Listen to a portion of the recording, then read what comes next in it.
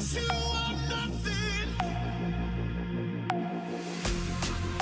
'Cause there's no deeper love than what we're feeling. There's no deeper love, oh baby. 'Cause there's no deeper love than what we're feeling. There's no deeper love.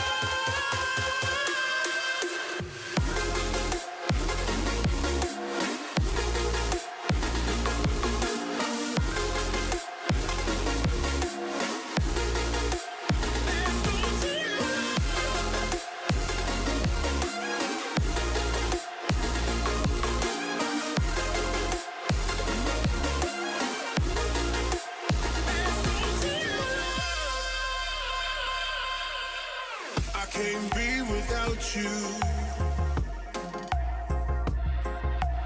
I'm in way too deep and I'm drowning in devotion. I'm lost, can't find a new emotion that's ever enough.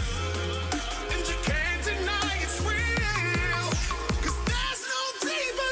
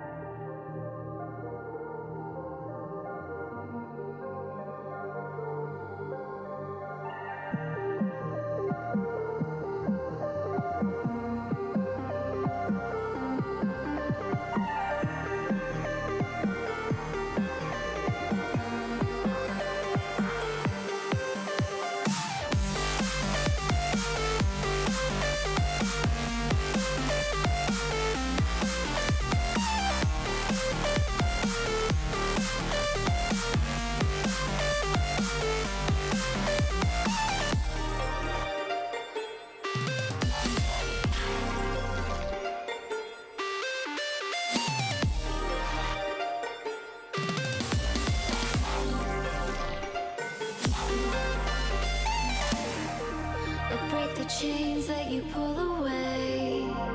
I feel the fear when you look at me. We've had enough of love. 'Cause there's not enough in me.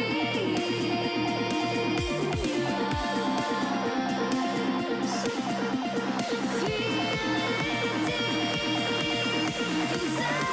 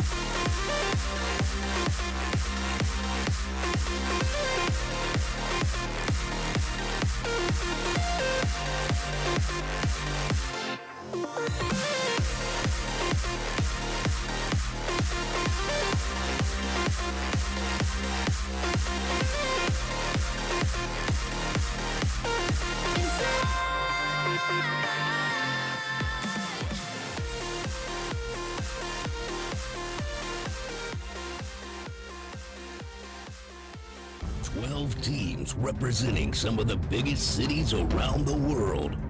72 of the world's most talented poker players with over $350 million in combined lifetime earnings will put everything on the line over 8 months to compete for the title of the first ever GPL World Champions.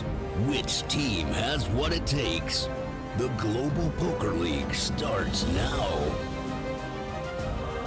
Hello and welcome to the Global Poker League. We are live this Wednesday evening. I'm Laura Cornelius, joined by the GPL insider, Eric Danny. Hello, it's Laura. Heads Up Eurasian Conference today, Yeah, some Eric. pretty exciting matches yesterday, but I'm really excited for these 3 matches today. Yeah, today we have a sterling lineup for you. 3 insanely good heads-up matches from the Eurasian Conference. The first one is kicking off at midday Eastern time. Let's take a look at that schedule and see what we have for you. Anatoly Filatov, manager of the Moscow Wolverines, is match 35 versus the debut of London Royal, Vanessa Selbst. It should be a good one, a very talkative one, I feel. Yeah, a lot of action, probably a lot of gunning and running by both of the players. First and second place finishes for Anatoly yesterday, and as you mentioned, Vanessa making the big debut, the former GPI world number 1. That one's at 9 a.m. Pacific time, 12 p.m. Eastern time, or 6 p.m. Central European time. And then just another little crazy lineup for you. Elke, Paris Aviator versus Randy Liu. Nanonoko, this is Paris Aviators versus Hong Kong Stars. Match 36 at 11:30 Pacific time, 2:30 Eastern or 8:30 Central European time. It's the battle of esports legends, the battle of Twitch legends, the battle of poker legends. This match, by the way, is probably going to be one of the most highly watched matches in GPL history so far. I have a feeling we're going to get a few thousand for this one. I think sparks will fly. Also, a lot at stake in the rankings as well, in the standings. So it's just not for show, this match. And finally, the last matchup of the evening, the debut of Todd Brunson, Rome Emperor versus Jeff Gross. We saw a little bit of Jeff last night. That was his debut in the 6 Max event. He is a Berlin Bear. He scored some points for them yesterday. Hopefully be doing the same again. That's match 37 at 2 p.m. Pacific time, at 5 p.m. Eastern and 11 p.m. Central European time. So 3 absolutely fantastic matches coming your way, starting very soon, so do stay with us. Yeah, I think because of the glory of the first 2 matches, that third match is not getting enough love, because that will be something entertaining, I find. Jeff Gross is an entertaining person on Twitch. He's got his Twitch audience with him. He's also very intelligent and fun to listen to. But Todd Brunson brings a show with him too, so it should be a fun matchup between Berlin and Rome. We mentioned how important the Paris-Hong Kong match is. These 2 teams are at the bottom of the table in the Eurasian Conference. They need those points, so not only are they there for show, but a lot of points on the line as well. Jeff Gross had a very sort of comfortable, a nice smooth voice. There was something about his voice that I was just a bit entranced by. It's very deep, kind of southern drawl almost. Yeah, Jeff, which he's not from the South at all. I was watching the poker, I promise. Jeff did play for the University of South Carolina, played soccer on a scholarship, so there could be that. He was a Gamecock back at USC, so there is that maybe that was in there, but he is a Michigan boy through and through. Yeah, had a velvety voice, I thought. Right, so let's first talk about yesterday as well. Obviously, we mentioned that we saw Jeff Gross do his debut yesterday, but also Anatoly Filatov, who was playing first today versus Vanessa Selbst. He was great yesterday, and he managed to win one of his 6 Max events too. Yeah, first and a second, those points obviously always appreciated, so a good job by him. And I think what it does, that he sets himself up as being the leader for that team. As team manager, of course, that goes a long way, maybe in the team locker room or in the next meeting, saying, I got 12 points, let's make sure the next person gets the same number of points. Selena Lin played as well yesterday. She was making her debut, but the second match she did pretty well. In fact, she was leading it most of the way, wasn't she? But then the first match, out first, 0 points, and I'm pretty sure she would have been disappointed with that. Yeah, that second match was a salvation, getting most of the chips, most of Trikariki's chips on the 5th hand of the day. So second match went really well. First match, not what she expected, finishing 6th. Just moments after being interviewed by us. So maybe we're the distraction, we're the problem here. Yeah, maybe. And in that second one as well, what about the Americas conference? We saw Tom Marchese not fare so well for the rounders who'd been top of the table for quite some time. Yeah, it wasn't the best of days for Marchese, but I'm sure he's going to come back with the guns a-blazing tomorrow night. But yeah, it was an interesting match through and through. There was a lot of, those that did well in the first match didn't do so well in the second match. Thinking of Darren Elias, for example, who finished second in the first and sixth in the second. That really hurt Sao Paulo, by the way. So it was just a mix of a grab bag of what happened. Same thing for Bousquet, that went from top to fifth or fourth or fifth in that match. He can't win everything. He almost did, by the way. He had won his first 3 matches in the GPL, was gunning for his 4th straight match, but unfortunately an early exit, although I heard the lasagna was extremely delicious. I know, that was so funny with the lasagna. Do you think he actually had the lasagna? Oh, I'm sure he did, yes. A side of quinoa, I was told. But was it a homemade lasagna or was it a shop-bought lasagna? That's what I want to know. The man was in a cage battling a man just 5 days ago. I think it probably was a frozen thing bought from there. Okay, right. We're going to head over to the desk now because I've heard, is someone's birthday over there? Thanks, Laura. Took my line. I was going to say it's a really important day here at the Global Poker League because it's my birthday. 45 today. 46, actually. 46 today, Griffin Benja. Time flies by, guys. I felt like I was 30 a day ago. I've aged 16 years in just one. This is the Global Poker League. It's not all about me. I mean, for the rest of the day, it will be. Like when I'm not talking to you guys, it's going to be all about me. For now, we got some big matches. Vanessa Selbst, Anatoly Filatov would open up. But let's talk about the highlights from yesterday's match. Yeah, let's talk about the highlights. Yes, let's do it. Should we talk about the highlights? Exciting day, as the guy said.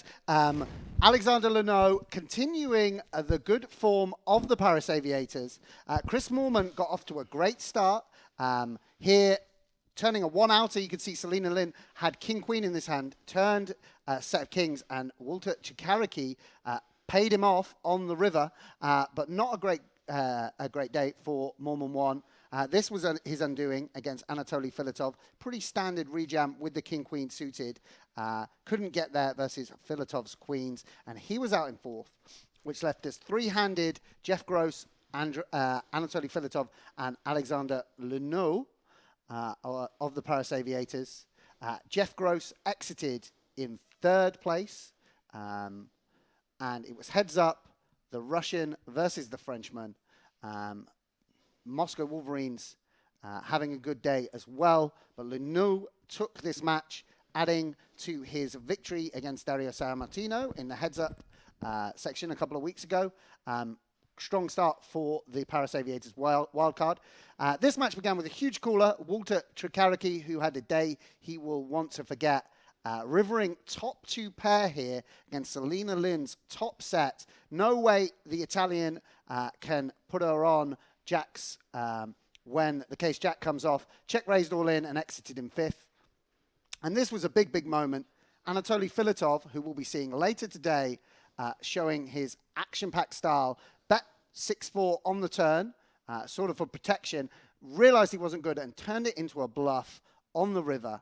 And a very long tank from Jeff Gross after he faced this bet. Anatoly talking through his thought process, deciding to go for it, picking an overbet sizing, and Jeff Gross in the hurt locker, flipping back and forward with his decision, eventually decided to fold. Selena Lin bust ace-king to ace-6, and then this was the final hand. Filatov delighted, the manager of the Moscow Wolverines, starting off with 2nd place and 1st place, a real delight to all Moscow fans. This was the Americas match, debuts of Jason Lavallee, and then in the 2nd match, Scott Ball. Lavallee didn't get off to the best start, 0 points in his first ever match.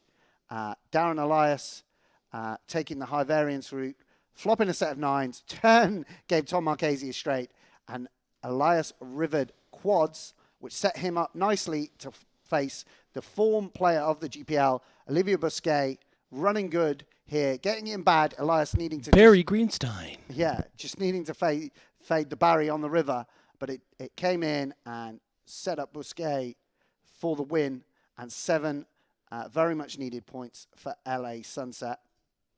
This was the final hand, we'll see.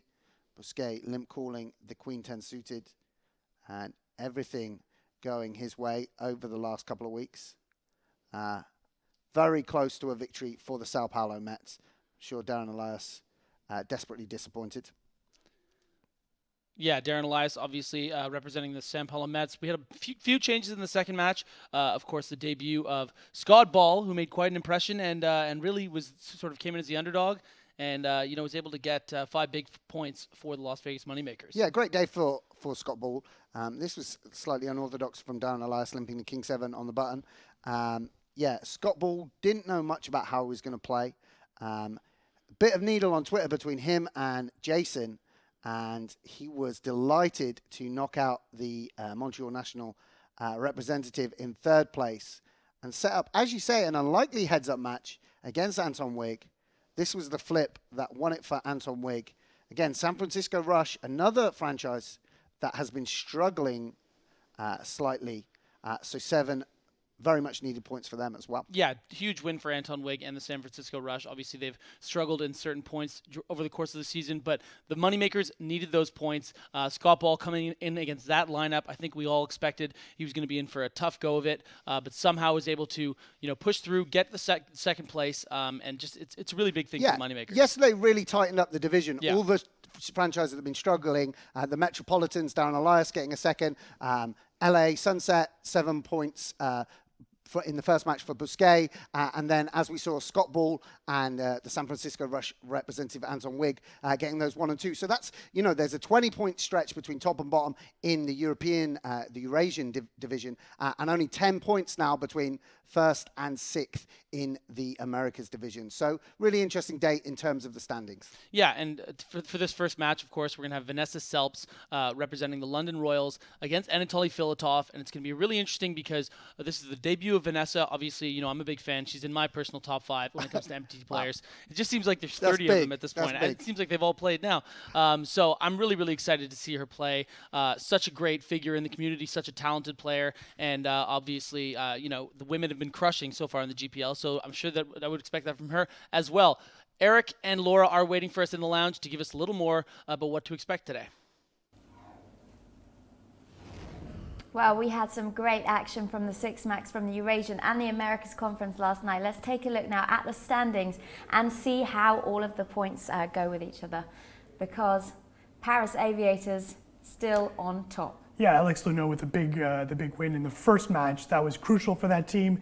We almost see a letdown when someone wins the first match. It's almost the breath of fresh air and things are good, and then we'll see what happens in that second match. And for the most part, things haven't gone well unless you're an Anatoly Filatov. But again, he finished second, so he wanted to win that second match, and you'll see that Filatov's amazing performance, 12 points, rockets the Wolverines to second place with 47 points. Paris still sitting in first place, Laura with 48. The Stars, unfortunately, falling down to 40. The London Royals, I think the newsworthy item for the Eurasia Conference for now. I really think Vanessa Selbst needs some points today in order for that team to be right back with the elite, because right now they're not there. They still would be in the playoffs if they would start today. But Berlin Bears now only 2 points behind. Jeff Gross on riding the wave of playing so well yesterday with the second and third place finish. He's probably hoping for some more points tonight. And he's facing Todd Brunson of the Rome Emperors, the only team to have yet to win a single match. So he'll need 2 game wins in order to accomplish that feat tonight. Can the Rome Emperors win their first match tonight? And it's the most famous of all the emperors, Todd Brunson, who's now being summoned to the GPL stage tonight. He's kind of looks like an emperor, doesn't he? He would be an emperor in my books, of course, absolutely. He was riding the limousine yesterday, as the emperors would do. You're right, he was. Let's take a look now at the Americas Conference and see those points on there, although we won't see any of the heads-up matches for the Americas today, as that will be tomorrow. But obviously we saw the 6 Max action from the Americas yesterday. Yeah, the bottom teams who are still at the bottom really gained a lot of points yesterday, and you'll see that now there's only a 10 points difference between first and 6th, Laura. And just a few short days ago, New York and Montreal were really ahead of the game. Right now it's really tight, so it's a hold you ball game suddenly, and those 3 matches tomorrow will become crucial as we'll see what happens with those rankings. But suddenly it's anyone's game, and even Sao Paulo, who's in last place, is still only 10 points behind of first and just 4 points behind of a playoff spot. So things are tightening up in the Eurasia Conference. The big news was, though, San Francisco Rush came from the bottom. They are not at the bottom anymore. Fabrice Soulier will be happy with that, but Andre Akari won't. Yeah, I think Anton Wig has been a revelation in the league so far. He's played so well. 2 victories, once in heads up against Martin Jakobsen, and yesterday during that first 6-max matchup. So Anton Wig seems to be the lucky guy for the Rush, which, by the way, 4 wins for the Rush, tied for the most in that conference, yet they're in 5th place. So we see that there's a lot of talent there. Kitty Kuo also coming up big for that team. So a lot of talent, but just not there yet. Indeed. Let's take a look at the top scorers so far. I think yesterday we had, it's changed. It was Nanonoko was at the top yesterday. Nanonoko could be back at the top by the end of today, though, couldn't he? That's right. Just a single win in one of his 3 games versus Elke. We'll see him go back tied with Mr. Bousquet. But Bousquet, who's now played both 6-max and heads-up action, boy, he's just terrorizing boss. the field. He's just winning everything, poker and non-poker. That's right. So 21 points for him. That's pretty remarkable for a team, again, that is sitting in 4th place. Without Olivier Bousquet, the LA Sunset would definitely be the biggest deception or disappointment so far this season. Wig at 19 points. Boy, that Laura is more than double that team's total I didn't points. even realize, in fact, that Anton Wig had scored that many points. He went quite quietly, just scoring points yesterday, slipping under the radar a little bit. I think that's what Fabrice Soulier wants from Anton Wig, to slip in and get some points. We'll see Jonathan Jaffe slip in tomorrow as well. Maybe he can put some points on board when he makes his debut in the GPL tomorrow. And it's important to note as well, Dominic Nietzsche last week was at the top of the scorers, and he's only played 1 week. Right. So he has only played 1 heads-up match and 1 6-max match, or 2 6-max matches. Compared to Jungle Man, who's played about 17 weeks and is really at the bottom. That was mean. I'm sorry. I love the Jungle. Yeah, so he's obviously, in the shortest amount of time, he's probably scored the most points, I would say. And we knew this from Dominic. I think he is one of the most consistent. I think he's great for this league because we mentioned this a few times. Dominic is the type of player that's going to get some points for you. Rarely will you see Dominic Nietzsche finish 5th or 6th. That's not his MO. And he actually talked about that last week, making folds at some occasions where he wouldn't do it in the normal tournament, just wanting to make sure just to climb up the ranks a bit and then making moves when you're 3 or 4-handed. So I think Dominic Nietzsche, whenever that team is in trouble, whenever Berlin is in trouble, it's the perfect player to put in the lineup to hopefully grab some points. Indeed. Well, we talked about London Royals being a little bit in trouble. That's Liv Barry's team, obviously. Vanessa Selbst, if there's one person, I know we always say poker players are very competitive because they are to do that for a living, but she is really competitive. Yeah, definitely one of the game's best. The only issue for Vanessa Selbst today is the opponent, and Anatoly Filatov will thrive under this pressure. So let's not forget the opponent here. It's going to be a tough day for Vanessa. Okay, that is our first match. It's kicking off very shortly, less than 10 minutes or so. We're going to head back to the desk right now for a little bit of match analysis. Thanks, Eric. Thanks, Laura. Very in-depth prognostication here on the great April 27th. Great day, guys. Let's get to this match, though. Anatoly Filatov of Russia against Vanessa Selbst of the USA. What do you expect from this match? Yeah, both exciting players, both going to have a lot of fans within their community. Vanessa, particularly worldwide, someone that has outstanding results in tournament poker, over 10 million in cashes. Someone like, Marchese, Timex. There's a few of them that have gone through that 10 million barrier, and that is, a real pedigree in terms of results. Obviously, has 3 World Series of poker bracelets, particularly interesting, one in the mixed match format, which finishes up in a series of heads-up matches. So she does have a background in heads-up, and it's going to be exciting to see her play today. Yeah, just an incredible win rate. As you can see, 15 wins over just 75 results, nearly 12 million in earnings. Dropped pretty far down the GPI rank, focusing on other things. I think she, she obviously has a law background, and in recent years has been focusing more on that. But when she is on the felt, she is an unstoppable force, an incredible presence on the table, really just completely takes control, really fun to watch, and I'm excited to see her play. And as Laura said, such a competitive person, winning tournaments seemingly by sheer force of will. I mean, this is someone with a supreme intellect. You really get the sense with Vanessa that whatever field she'd set her mind to, she would have excelled in it. Yeah. As you say, now a little bit more... Like Olivier Bousquet even too. Yeah, a little bit more kind of thing. concentrating on non-profit stuff. She does have a law degree as well, and her charity work and stuff has been a focus. So the only question mark over someone like Vanessa Selbst is, will she be able to shake off the rust, as it were? Not someone, Anatoly Filatov playing day in, day out online. That's fair, yeah. Vanessa Selbst, someone that poker's taking a little bit more of a backseat. Yeah, Vanessa, again, just so many amazing results. Won, multiple tournaments, even more than once. I think Mohegan Sun, I think she's won it more than once or got second another time. Just unbelievable string of results.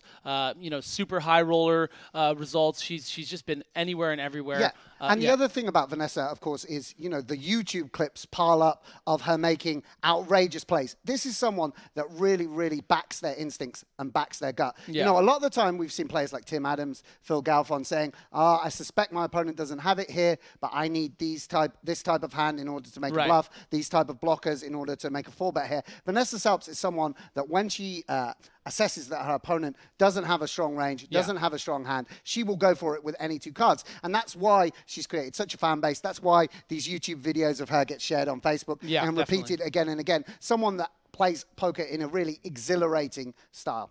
Let's move on to Anatoly, though. Obviously, a big hit yesterday with the fans, especially in that first match as he took over the entire broadcast. He was great fun.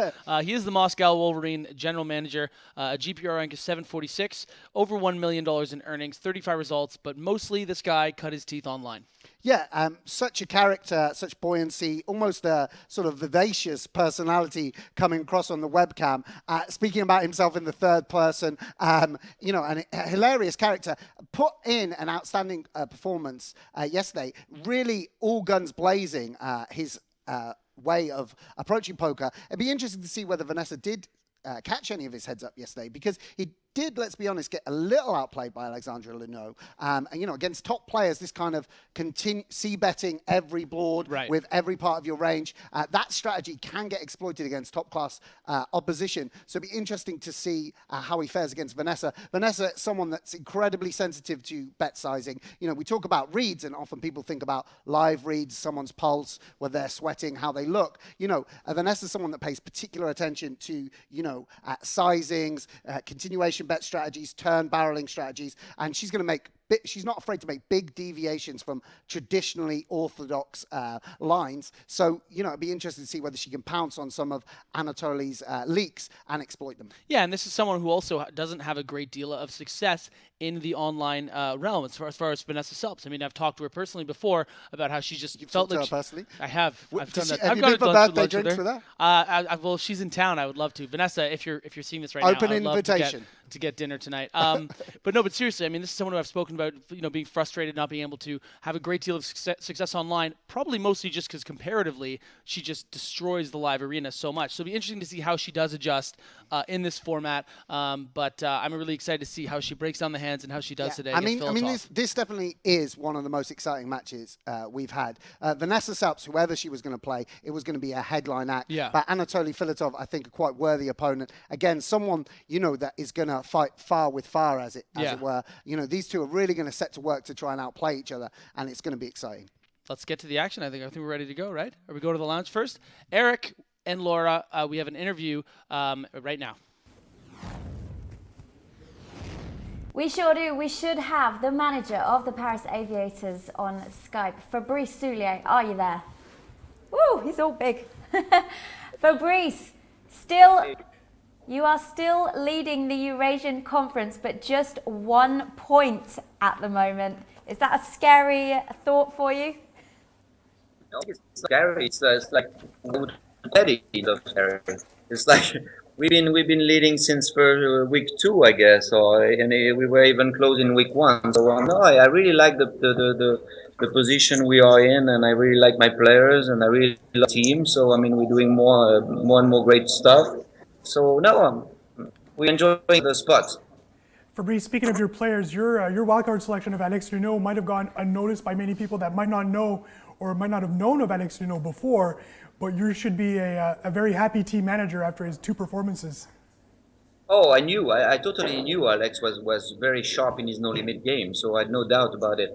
That's why I casted it. I drafted him also. And I was really. It was really funny to see commentators and people saying like, oh, maybe George Denzer is not a good no limit hold'em player, and maybe Alex Luneau doesn't know how to play no limit so much because they're both mixed game players. But as you can tell, I mean, they proved the opposite. So I'm very confident and it's actually nice that we didn't start as at the kind of we started outsiders a little bit, and now we becoming maybe a little more in the favorite team, in favorite area. So I like that.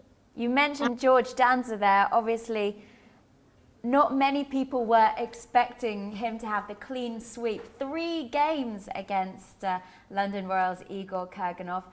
Did you kind of know he was going to be that great? Did you talk much strategy with him before that match? I mean, I knew he worked a lot on his no limit hold heads up game. Of course, that's also why I asked him to play heads up match. Of course, it's a high variance game. I mean, the structure is quite fast, and as you can tell in some of the results we had in first weeks, it's not always what it's supposed to happen that happens. So it's high variance. He run really good. He played perfect in my opinion, but he also ran really good. And I guess you have to run very good to beat Igor. sorry Igor like 3-0. Yeah, of course. Speaking of a heads-up play, Fab, you've got Elki up today. Elki, of course, the Twitch fans demanded this game, Elki Nanonoko, so you obliged. I assume you're very satisfied with putting Elki in a match like this?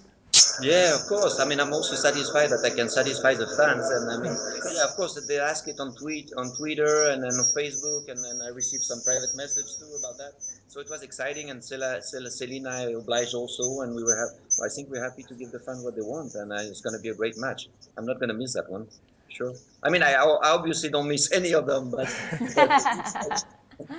I mean, usually, even though I go to the beach sometimes in Malta, but I just came back from the beach. So, Fab, you sent out a tweet last week saying that the way your team is playing, maybe you should become the Paris Aviators chef.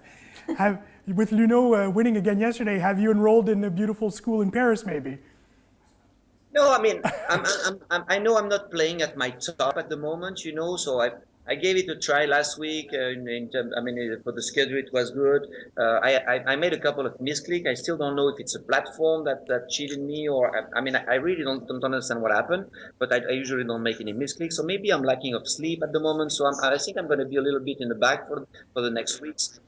Probably not going to see me playing before Las Vegas live, I guess. So I'm going to try to sleep a little more. I have babies at home at the moment. It's a lot of. So it's I'm not trying to find an excuse, but I mean, if you want to play GPL at the top of your game, you have to play at the top, and even more than the top of my game, because I'm playing against opponents that most of them are even better than me at the moment because they all work so much on their games and stuff. You really have to be so sharp that I think it's wiser for me to let them play for now. They play great, and so yeah, I might as well cook for now if they need. Well, we hope Elki is at the top of his game today versus Nanonoko. Thank you so much for chatting with us, manager of the Paris Aviators, Fabrice Soulier. Welcome, guys. Thank you. Take care. Good luck today. So Nanonoko obviously versus Elki, that is the Hong Kong Stars versus Paris Aviators. That is the second match coming up today after the first epic match, which is going to be very exciting too. It must be fun as a team manager, being people demanding to put a player in, and that player is Elki. Must be pretty satisfying that it's probably his first round pick. So quite an easy thumbs up from Fab to the fans. Indeed, but first let's go back to that first match, because that's what it's all about right now. It's Moscow Wolverine Anatoly Filatov versus London Royal Vanessa Selbst. Back to you guys. It's my birthday. Thanks, Laura. This is Sam. I'm Griffin. Big match. Russian Moscow Wolverines, Anatoly Filatov. Moscow Marauder, Anatoly Filatov. Against the London, what is it, London Rollers? Or you just go straight with Rofflers, actually, right? No, London Royals. London Royals. You're a real hardcore fan. Are you excited about the merch, by the way? We're going to get merchandise soon. Oh, mate, I mean, I don't know if we're allowed to use it because it's like it's sort of. I'll be bias turning thing. up every day in my London Royals jersey. Just be wearing Royals my colors. London Royals hoodie. Yeah, And I'm gonna go with. I mean, like, I think I'm gonna go with just like a Marauders hat. Like, I'm gonna get screw the Wolverines. I mean, I love the name, but Marauders is like, it's an early name here at the GPL that didn't end up going through. Anyways, let's get to the match. Vanessa Selbst of the London Royals. Somehow not even really like the best player on that team. It's a little insane. Vanessa Selbst, amazing that she went second round draft pick. Yeah. One of the real steals of that second round in the draft. Really one of the most exciting names in poker, has been for a long, long time. And, to see her, not like what's great is in the six max, we only see a little bit of her. Here we've got, a couple of unadulterated hours of Vanessa Selbst action, and that's going to be really exciting. But as Eric kept pointing out, Anatoly Filatov, someone that has huge pride in his position as manager of the Moscow Wolverines, huge pride in his teammates. Yeah. So he's going to be battling for every point available. So, a lot to play for here today. Yeah, and one of the things I love about watching Vanessa too is how, what a freaking awesome backdrop. Playing Yes. some poker. Vanessa Selbst. Okay, we're starting playing with Vanessa. I really love how the first frustrated win for Vanessa Moscow. can get sometimes I just have to by post the how picture. bad players play. So hopefully we'll get some of that out of her. Incoming. Yeah.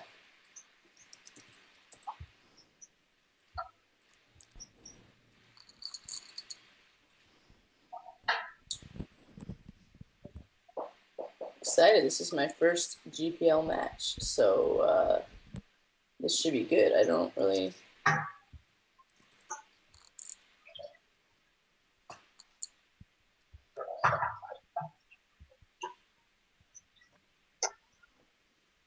Sorry, I'm making the picture to my Instagram and playing simultaneously. The standard defense from me is 8 suited against Just Vanessa, getting used to the and this software, board so might be a will little give bit, but I me. guess I get.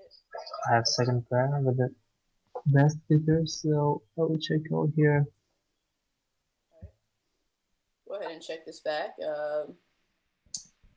Casey has a king or something like that. I could get value from an 8 or a 5 here, but there's a decent chance he'll fold something like that. I don't have a great 10, and I think this disguises my hand and protects my check back range a little bit. So, and it's going to do some bluffs as well. That 6 is not a card that he would normally bluff, but I mean, I expect him to bluff all his ace highs a decent amount of the time here. 13,000. So it'd be interesting to see if he bets. Yes, like for sure. He bets super small, so that's an easy call for me. And yeah, he was value betting, so that's pretty simple. So interestingly, he bets 1/3 pot as a value bet with a medium strength hand. So if I had a king there, I could raise, but which I could have a king, like a weak king. But I did not. I just had a 10. She could be extremely aggressive, but maybe for the first couple of levels. You're aggressive when Anatoly Filatov is saying you're extremely aggressive. Yeah. Yeah. What do you think, Griffin? Griffin Benjer, I need your advice. Please tell me. What do you think about that? Should I answer him? Can he hear me? Is that how this works? I have to follow all the paths, and yeah, right now I'm here in Monte Carlo. Just flight a couple of hours ago and do all the preparations to this match with Vanessa. Yeah, I choose the short, the right T-short, the Spartan. The Queen 7 else. Could be for me, it could be 3 bet. Bingo, bango, 3 beto. Yeah. It's interesting to play with this game clock. I feel like I consider that. I just did that instantly and I lost a few seconds, so hopefully. I don't mind to gamble Well, with her. see how it goes.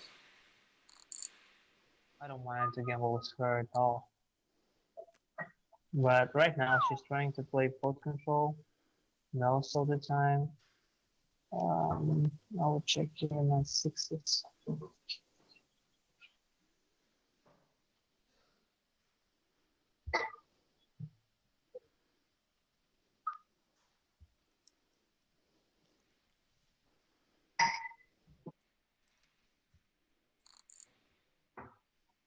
if she bets here, it means that she will bet the river too. So I'm gonna fold 60. Wow, great fold from Anatoly Filatov, doing the absolute minimum there against Vanessa's trips.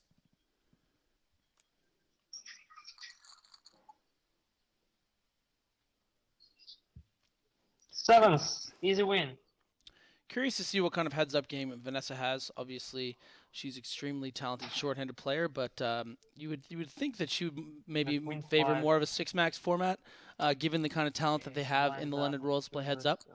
Yeah, that's interesting. I mean, certainly I think that she the will start looser playing players more aggressive are gonna right now. Right. have more success in the heads up. You Yeah. know, she's someone that is used to playing a wide range of hands, Yeah. to say the least. Every hand she plays is heads-up, right? Yeah, so she's so going to that's know how to interesting. adjust her ranges, so I think she'll be fine. Yeah, I was just curious. Also interesting, Anatoly there making a conservative fold with the sixes, saying he assumed that when Vanessa bet the turn, she's gonna bet the river. So maybe making some adjustments early on to what he perceives as I guess Vanessa's her range is aggressive better than mine tendencies. Yeah, on that the was great. board, so I wouldn't do anything. Thing is, though, Bluffing. sometimes people think that Vanessa's just crazy aggressive, recklessly Right. aggressive, clicking buttons. Snap Obviously, check is not a good idea against we're going any to good player, see that but she checks the river, so she does have strong I could reasoning make for all a her small decisions. bet here. Not a small, like 2,000.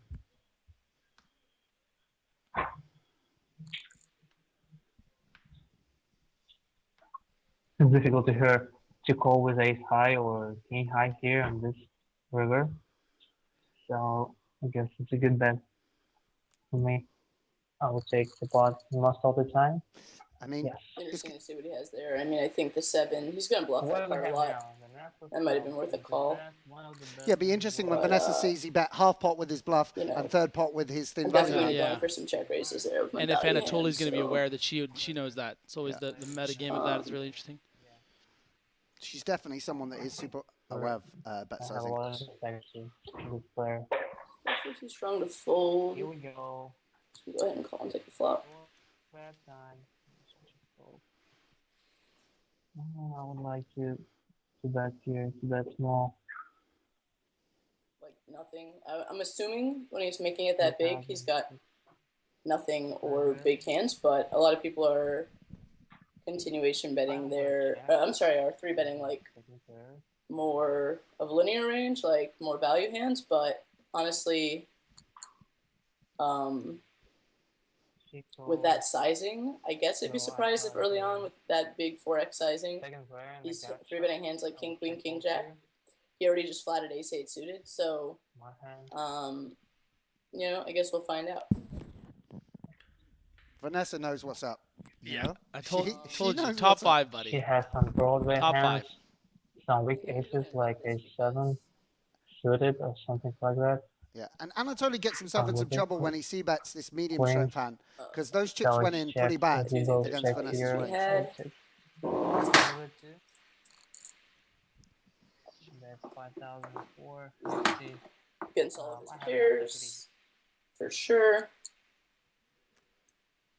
And also, you know, if he's got a hand like king, queen or something like that, I mean, he's going to have kings, king, queen. He might even have ace, king. Well, obviously now I beat ace, king. But on that kind of a board, like if he does have a hand like he turned a diamond draw on, he might want to bluff with it.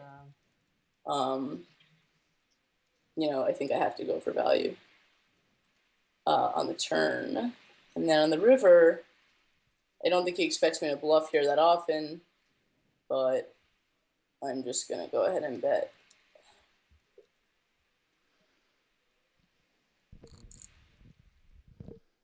Yeah, she's betting the river. What can I do? I can do nothing here, so I will fold. Ace very often. I think he's usually got like queen or pocket kings or pocket jacks the way that played out. So, yeah. Obviously, when the 9 comes, it's a pretty easy bet. Yeah, I think one of the things about Just Spotify was floating. three Like betting hands like Queen X offsuit is it works a lot of the time, but when you that's get flattered, close. It's a you do bluff often there. end up Yeah, losing a you're lot in of chips. trouble, yeah. You know, it feels good to like pick up the pot with Queen go with high, the super big but size here. I think it's not necessarily a great strategy against someone that's so comfortable playing in position and going to take you to so many flops. Obviously, Vanessa happened to have a super playable hand, but you know, I don't know whether this strategy is going to work out well for Anatoly. Really necessarily care too much about seeing a flop. I'm very happy if he shoves. So, yeah, easy game. That's a standard call.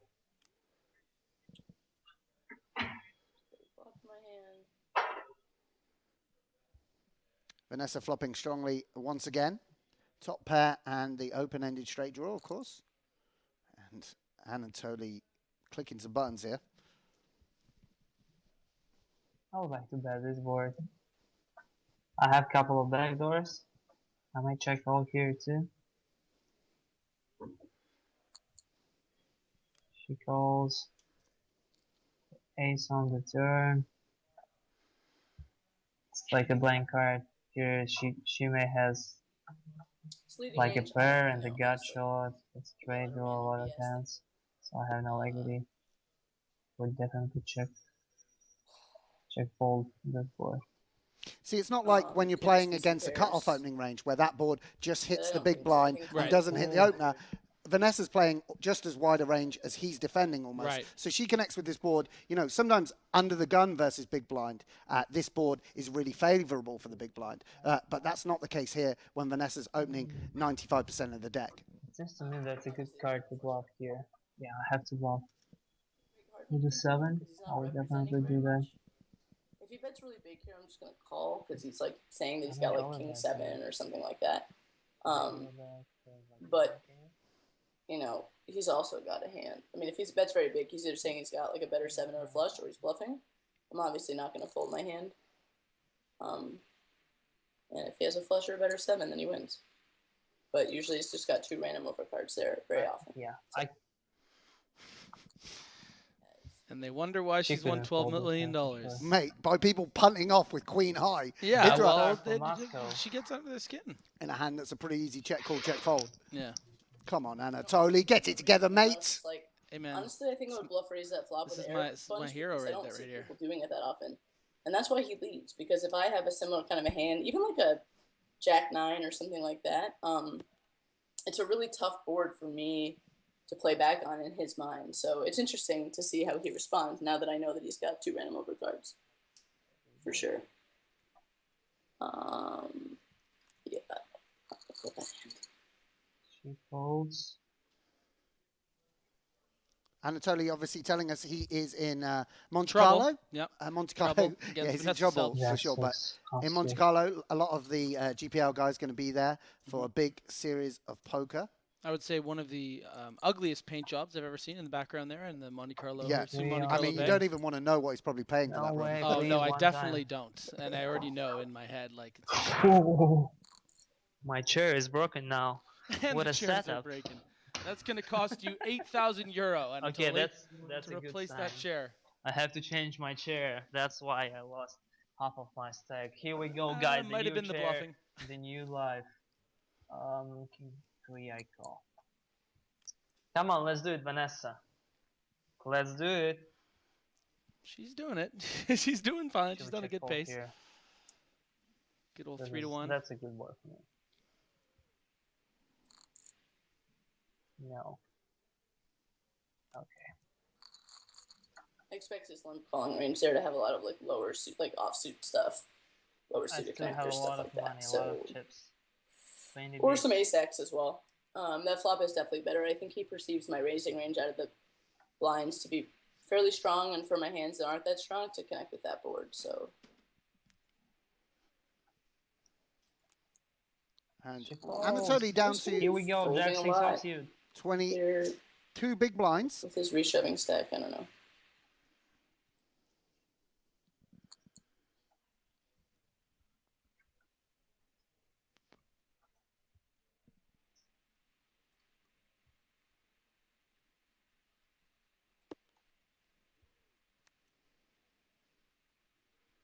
An interesting board. Anatoly flops 2 pair, but Vanessa with the overcard and flush draw. This is a good board for us.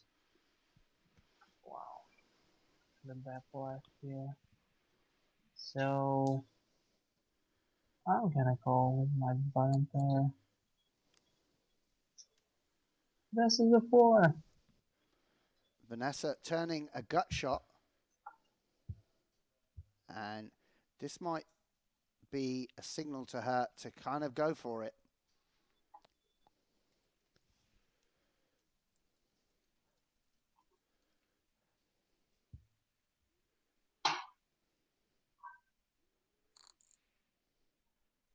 $3,660. I have to call this bet again. Like if she has 7. A little bit. Okay. And this is the jack. Anatoly improves on the river, technically. Doesn't change a lot. A lot of things here. But as he Right says, Vanessa representing a 7 or a straight. So what she's gonna do now? And Vanessa gives up. So is it a value bet or not? If she has 7, she would definitely bet here. So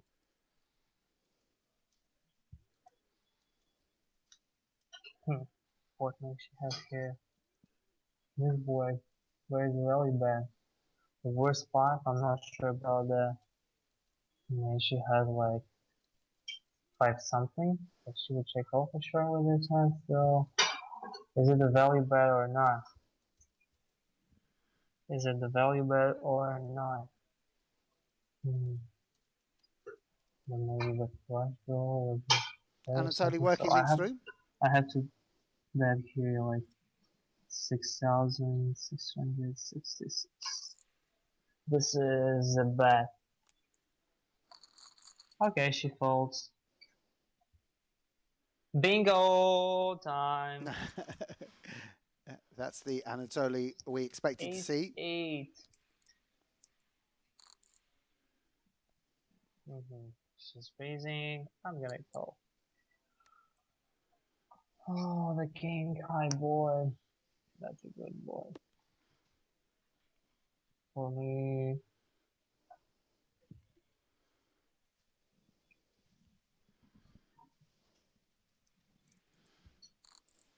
Vanessa betting a pretty strong king for value here. I don't have any blockers here, like ace of spades or even 8 of spades. So. Ooh. I mean, like, I usually have the best hand with ace high, but this texture is so bad. I usually hit this board with Anatoly range of calling, so saying that even though he has the best hand here, pretty often it's going to be a circumstance where it's very hard to get the ace high to show down if Vanessa has a flush draw or queen jack. Yeah, it's not an appetizing prospect to check call against someone as aggressive as Vanessa. Especially without a spade in your hand. Yeah, if he has the ace of spades, he calls there almost every time, I think. For sure. And in this circumstance, Vanessa actually did have the best hand. So good fold from Anatoly. Finding his rhythm a little bit more in this match. Obviously, Vanessa, such a hero to so many poker players. Got to be an intimidating player to find yourself up against in a heads-up format. The king. The bingo board for me, the top pair. I have not a lot of options. Here's my king with this dip. Like, this board is okay. Has a lot of draws.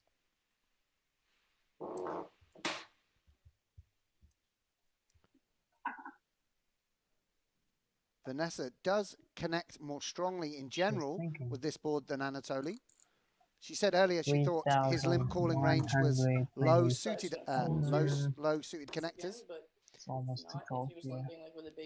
You could see that even with top pair, Anatoly is a small dog, but that changes things. A blank card. I hope this is a blank card.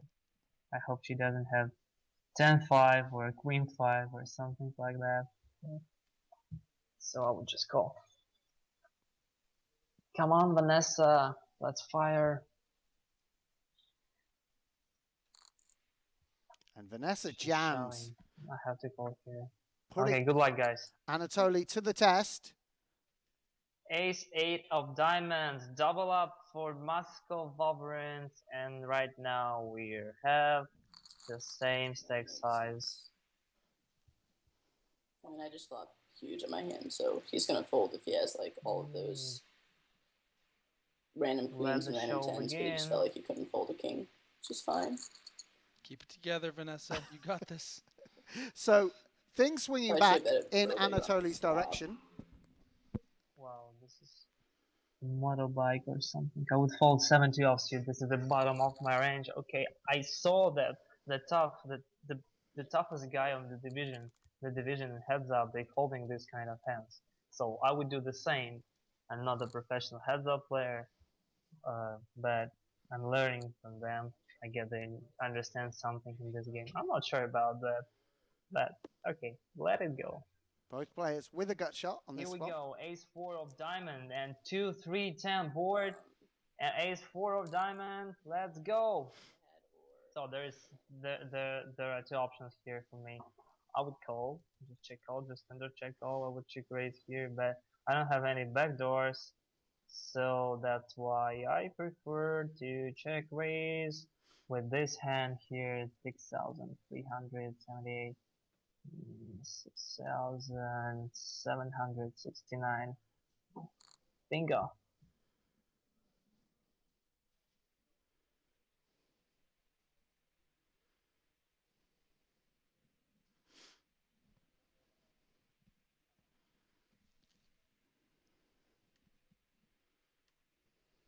You can see Vanessa very suspicious here. What value hands does he check raise on this board? Okay, this is a 3. This is the 3. So what do we have now? She has a lot of 3s. Like king 3, like queen 3, any 3. And even if she has like draw hands, she would call here, so it's definitely a bad card to continue do anything. Like 5 is a perfect card to do anything, then that's okay. Vanessa now maybe looking to take this pot away from Anatoly on the turn. Come on. Anatoly check raise bluffing with the best hand. So Checks the turn, and Vanessa with just 6 high, firing out. I still have the best hand and check fold here. He has it. If he has a draw or whatever, he's gonna go all in, and if he was just bluffing, then he's probably gonna fold. Yeah, this might be a bad bet. He might just go all in with air. But once I call a check raise with 6-5, it's just hard to not bet. He might see through this, but if you don't do this sometimes, then it is what it is. I wouldn't be surprised if he goes all in nothing here. This is just a nice high. And this is what we suspected would happen. Two players trying to outplay each other, and Vanessa getting the better of Anatoly there. Really interesting hand. Yeah, that was fun. Maybe it's better to check all on this board. Two players that really like to battle. Because it's like a spot where like it's really hard for me to have a lot of value hands, but I did bet and check raise the flop. The reason I called the flop check raise was because he's just going to check that flop with air quite a bit.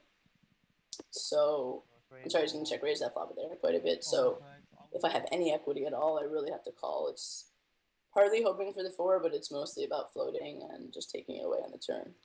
Yeah, Vanessa very succinctly explaining her thought process there. Excellent stuff from the London Royal representative. You know how they say never meet your heroes? I'm so glad that I've met and had lunch with and commiserated and had coffee with Vanessa Selbst, and now meeting her poker ability here, face to face. It's the best birthday gift a guy could ask for. You're better to make huge bet to make me fold. Wouldn't be surprised if he calls once, and then I'm going to bet on the river.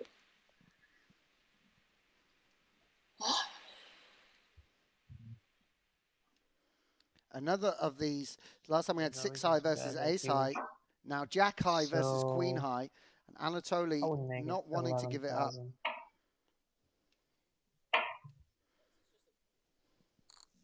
Anatoly keeps bluffing with the best hand. So annoying when a misclick turns into this. Vanessa doesn't even immediately relinquish. That's what's absolutely amazing. Yeah, isn't she the best?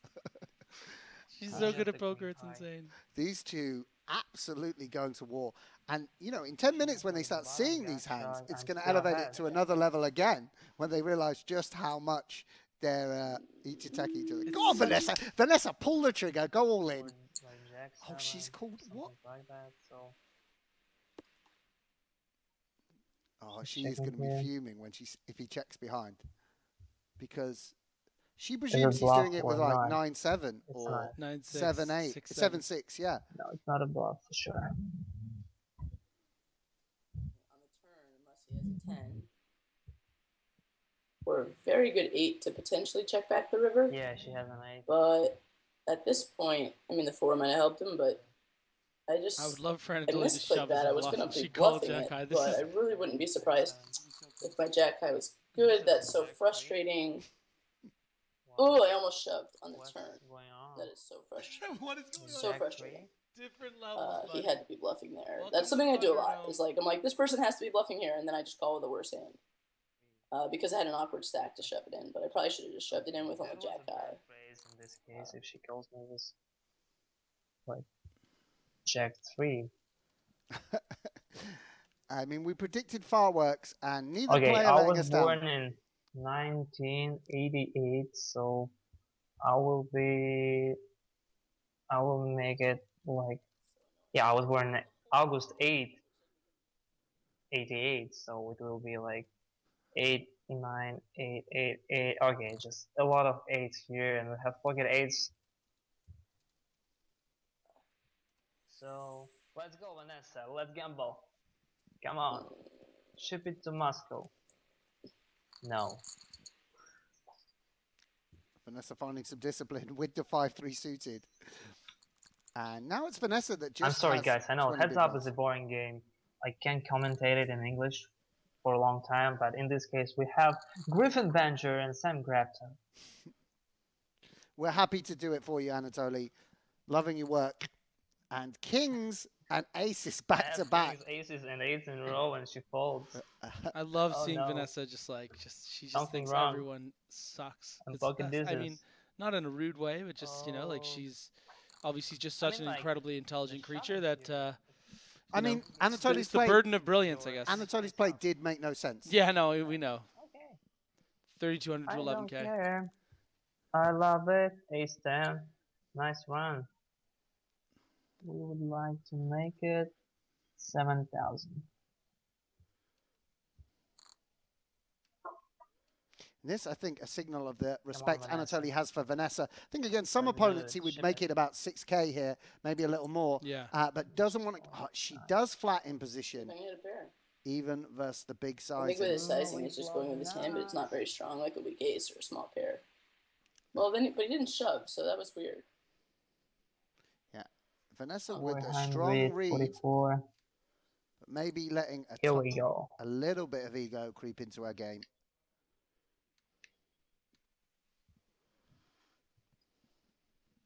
Come on.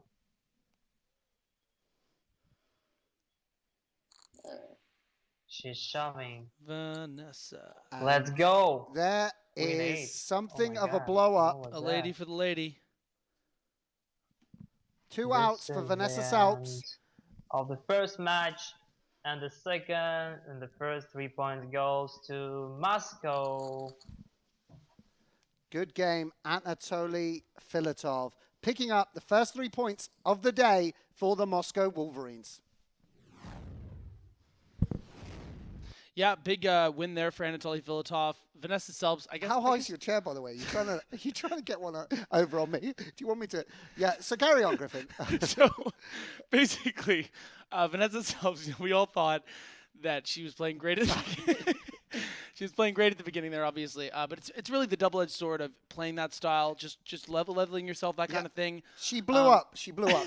She, Vanessa takes every hand. You can see the level of attention, the level of focus I think we should still get a bit higher, she brings to every pot that she plays. And that is what makes her such a feared opponent. That is what has won her millions of dollars. But sometimes she just outthinks herself a little bit, realizing that Anatoly was bluffing, but he was bluffing with Queen High, called with Jack High, and then got frustrated and sort of massively overplayed Queen 8 offsuit. So really, she'll be really disappointed. Great news for Moscow Wolverines fans. Great news for Anatoly Filatov. First 3 points go to them. Yeah, I think it's a reflection, too, of just, maybe that little rust you were talking about where she's leveling herself a little bit, just trying to make those really sick reads. We talk about how the camera can affect people when they're going through their thought process, maybe leveling themselves a bit. But when she does that, when Vanessa levels herself, it's going to be because she's already thinking on that next level. So what's the next level after that? Yeah, she had Jack 3 there. It maybe looked a little foolish to the common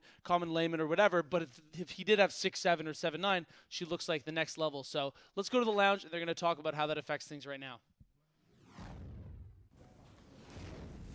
Why, thank you very much. Anatoly Filatov running really hot right now. Yesterday saw him win 1 6-max, takes second in the other 6-max, and now he's won his first heads-up match too. Yeah, it's a very solid 3 points. We keep on mentioning winning that first heads-up battle really changes things later on, and maybe it relaxes you a bit. So, hey, you just won 3 points on Vanessa Selbst, former world #1. That's never bad. And temporarily, at least, the Moscow Wolverines are in first place in the overall across the league. Indeed, we have Fab Soul on the line just a little bit earlier, and now he's going to be overtaken. So, the heat is on for the Wolverines and the Paris Aviators. Yeah, Moscow, the first team to 50. So, congratulations to Anatoly's team. And also, we talked about the London Royals being in a little bit of trouble. So, not great for them. Yeah, I mean, 6 points will be necessary here in order for them to keep pace with the lead group. If not, they're going to start falling into that second group, and it's going to, at some point, this is going to affect these teams, Laura. We've already played 11 games. There's 45 in total. We're about a quarter through the season, and teams will have to start making decisions soon. We saw Vanessa take a bit of an early lead there. I thought she was going to do it, actually. I thought she was just going to totally get through it and win pretty quickly. And then there was an interesting hand that developed, and Moscow managed to climb back. Do you think Vanessa will be fuming and ready to take this one down? Yes and yes, she'll be fuming, and I hope that means she'll take one down. Yeah, she played great. Sam mentioned what's amazing about Vanessa Selbst is that every single hand matters. It's pretty spectacular that she was really upset missing out on a pot where, not the end of the world, but just making the wrong move. Not necessarily the wrong move, actually the good move, because had she been called, Anatoly would have won that match, but she knew that in that opportunity, she just missed, and it's just great to see that high-level play from both players. But Filatov is not scared of someone like Vanessa Selbst, so that's why it's a dangerous matchup for Vanessa. So just to remind you, Heads Up is every Wednesday and every Thursday, from the Eurasian Conference on a Wednesday, from the Americas Conference on a Thursday. And they will play all 3 matches, no matter who wins the first 2. 9 points up for grabs, 3 points per match. So Anatoly Filatov taking the first 3 points there for his team. He is the manager. Vanessa Selbst looking to equalise in this very next game. So let's go back to the desk and let's get on with this game. I am ready. Thanks, Laura. Yeah, we're going to start this match a little quicker than usual. I mean, clearly, Vanessa has somewhere to be with the blow up there. Just kidding, obviously. Vanessa, very balanced in her leveling, of course. With the early going, she looks like really in form. Later, obviously a little affected by that Jack 3 spot. But it's so much fun to watch, get inside the brain of someone who's this talented. So I think that she's probably going to, calm down, play a little Pac-Man or wherever that was in the background, maybe go for a run. Yeah, it'll be interesting how this does feed into the second match. She needs to keep control of her emotions and play her game because, as Eric pointed out, the London Royals do need the points. Here we go one more time. Vanessa just raises. I'm gonna go with King 7. Here we go. Ace, Ace 4.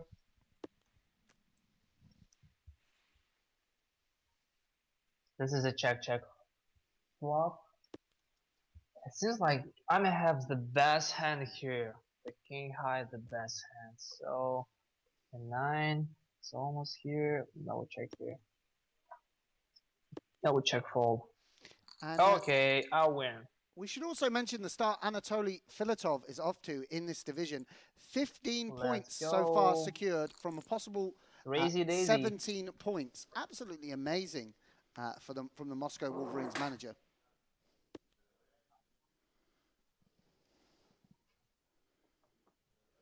The half of pot, the bottom gotcha. This is the perfect combination, guys. If you want to punish your opponent, you have to have three things.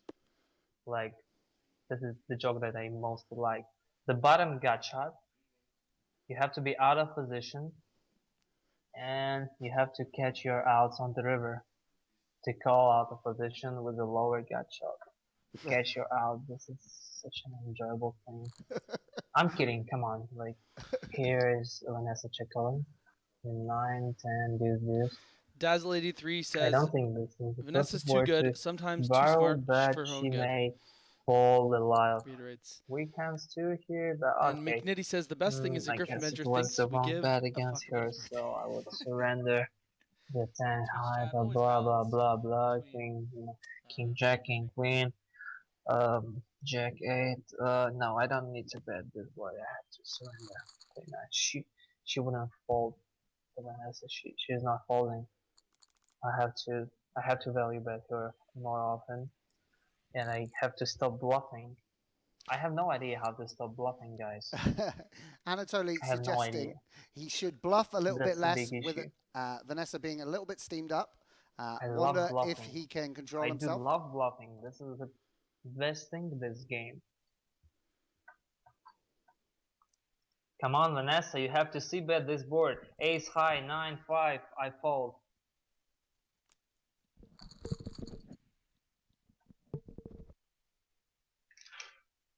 I put my sunglasses A little bit on. subdued for this second match. Obviously, a little bit shell-shocked by the quick swing. Was in command for the vast majority of the match, we should remember.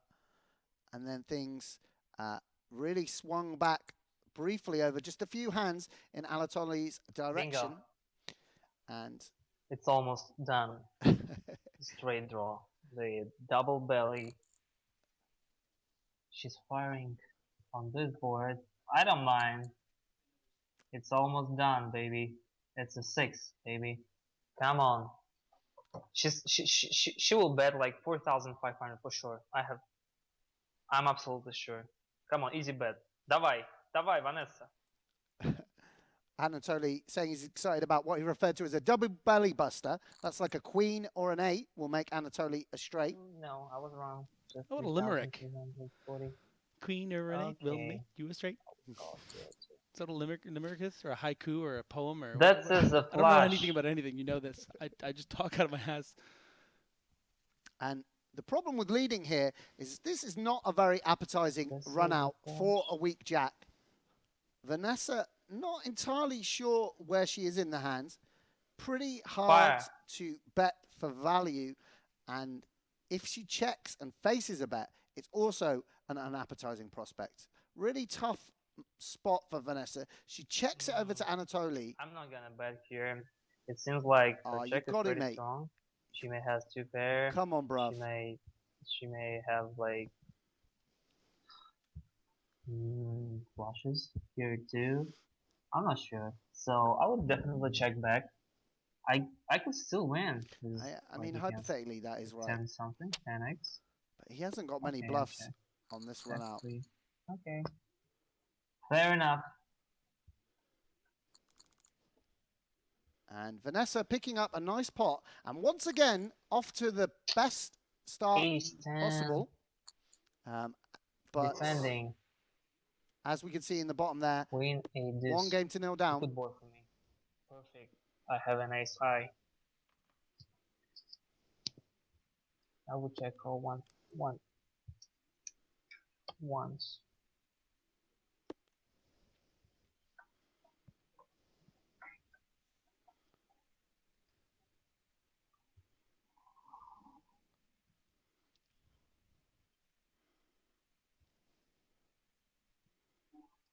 Vanessa going for the delayed continuation bet. Wow. She's It's a big overbidding one. sport.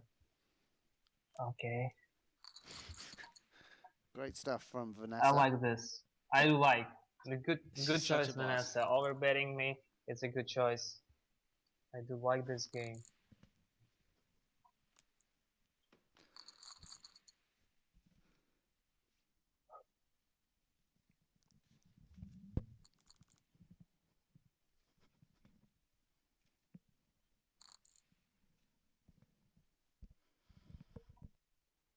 If you're joining us late, 1-0 for Anatoly Filatov. 3 points already secured for second in the table Moscow Wolverines against Vanessa Selbst, one of the great poker players of the last decade.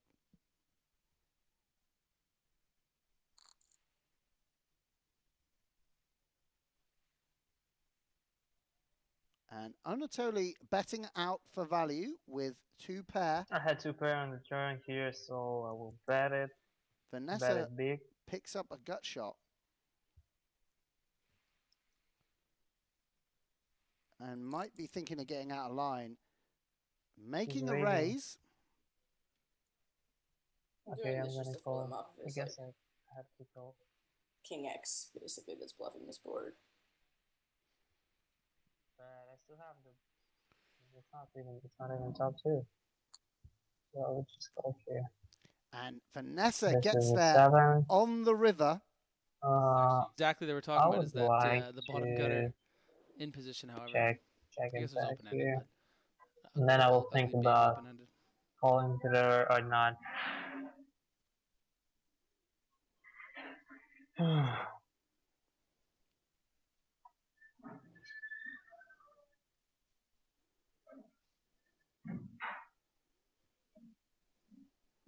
Vanessa with a clear value bet, just deciding on her sizing now.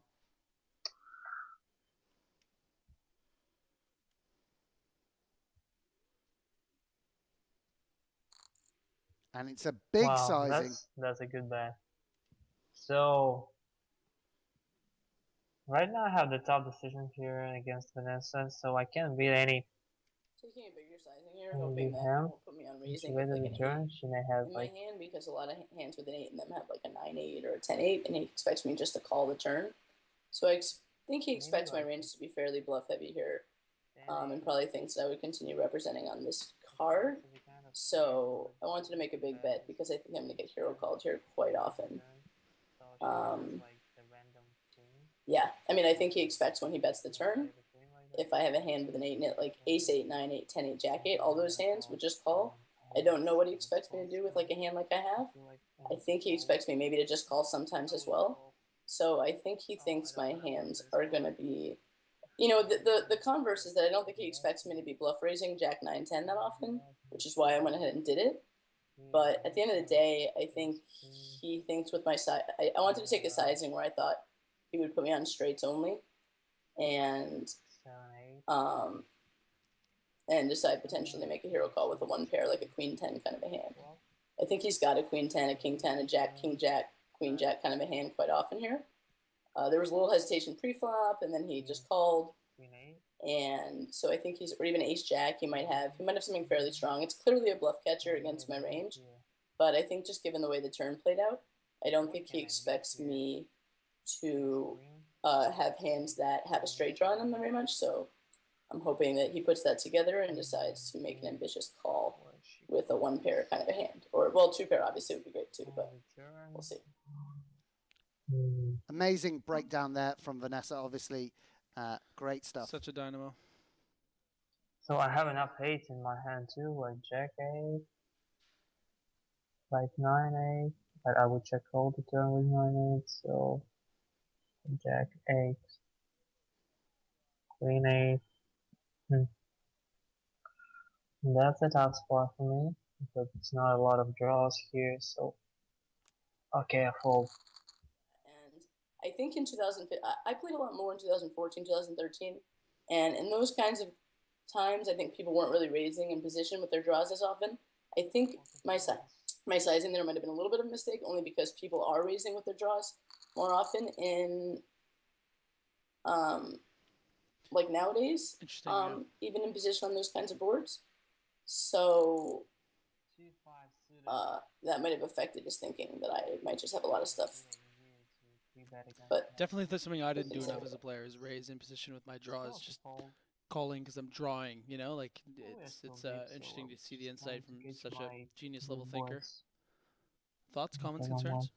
Yeah, in general, the strategies have been to keep it small ball, just call in position with your strong hands, call in position with your draws, call in position with your weak hands, protect your range. Whereas now people are splitting their range, and the game tree is a bit more complicated. The game tree, that's yeah, sweet. it's a lot harder to balance if you have a raising range and a calling range in position. Yeah. But some of the best players are able to do it. A little bit of esoteric poker theory there for you hardcore fans out there. For all you prognosticators floating around. Griffin Benja, 48 today. Absolutely wonderful. 27 years in the game. Griffin Benja, it's just a delight to be working with you. One of my dad's idols from back in the day. Yeah, of course. That early World Series footage. Yeah. I think when Scotty Wynn won the main, you finished like 24th that year or something. 22nd. 22nd in the main. Slowly. There's 25 people, but that was deep. So once again, Vanessa Come on, Moscow, Selbst let's go. off to a great start. Similar to the last match, 2-1 out chipping Anatoly, slightly more than that. And in good position to level things up. Still a lot of poker to play though, and these are two big hands. Not a bad spot for me. Maybe 5, 9, 8, 0. Griffin Benja is putting his jacket back on, and that suggests to me he suspects we could have an all-in moment. Let's gamble. Vanessa Selbst with a pair, very strong holding, heads up. The power of a pair, heads up. And I mean, she's winning right now. That's why the odds are. Mate, that 54%. She's all in. Good luck to Moscow. Good luck to Moscow. 6s. The board is back. Good flop for Vanessa. That's all I can say. The turn and the river is. Come on. Ace or jack required. Oh, no way. Second match to Vanessa Selbst. Side up. Let's continue. 3 points for the London Royals. Hey everyone, I'm Griffin Benja. This is Sam Grafton. That was a bounce back match for Vanessa Selbst. Really played excellently, I found, in the second match. In the first match, obviously, maybe a few slip-ups, but again, this is just sort of par for the course. What to expect from Vanessa when she plays this kind of style, always pushing buttons. You know, if you don't know where if you don't know where the line is, you cross it and then you kind of come back and then you find out. You know, I think that's what I do in life. That well-known phrase. Oh, absolutely, that's my thing. I think it really applies well to Vanessa, and that's why she's been so incredibly successful, and also has some detractors because they don't understand what she's doing. I mean, you know, they're not as smart as us, obviously, because we just like totally get it. Yeah, she has such a depth of thought on all aspects of the game. Really great the way she broke down her thought process about the 8-6. Obviously, a little bit lucky to hit the 7 on the river. Makes it a lot easier hand to play when you do river the straight. But these guys really going to war, battling it out over every single hand. Some really unusual strategies. I'm certainly picking up a lot of ideas that perhaps I can bring to my game. Yeah, I know. You know, like really exciting stuff. And delicately poised now, 3 points apiece. And Vanessa Selbst is going to be desperate to win that second match and make a great debut on the GPL. Anatoly Filatov, who has an unbelievable track record over 2 days in the GPL, also looking to put a further win on the board to add to his win yesterday as the Moscow Wolverines manager. Yeah, absolutely. We are going to be heading to the lounge in a second, guys, to let you know how this affects everything, and we'll be back here for the third match in just a few minutes. Thank you so much, guys. Well, Vanessa Selbst, I knew she was going to come back with a bang, and she did it. 3 points to London Royals. Liv Boeree will not be whipping her tonight. Yeah, and it was great to see Vanessa just really in focus in this match. There wasn't much talking, and when there was, it was about confidence and about victory. So, fantastic match. But again, this is really becoming one of my favorites this year. Yeah, as we said though, London Royals were sinking down the standings, weren't they? They really needed those, and they really still need those next 3 points available in this third match. Yeah, the difference in points is 15 right now. That's quite significant between Moscow and between London. So 3 more points will reduce it to 12. That would be really good, and another win in the bank for London. So yeah, they need to keep pace to make sure that they don't fall off the rails so early in the season. I imagine that Vanessa Selbst and Anatoly Filatov are pretty familiar with each other's play. Both frequent the EPT a lot. They must play together a lot. They must be familiar with each other's styles. Sure, but I mean, in this case, they're both very aggressive, so it almost doesn't matter if they play with each other or not. I think it's quite known across the poker world that both are extremely aggressive players and will play any 2 cards, and that's what makes this match interesting and makes both of them so dangerous, but great entertainment. Indeed it is. That third and final game of our first matchup is coming very soon. One decider left. We've got 3 points for Anatoly Filatov, 3 points for Vanessa Selbst. This is London against Moscow. And also, don't forget it, how could you? Coming up in the next match, it is Elki versus Nanonoko. That is Paris versus Hong Kong. And then after that, we will have Todd Brunson making his debut versus Jeff Gross. That is Rome against Berlin.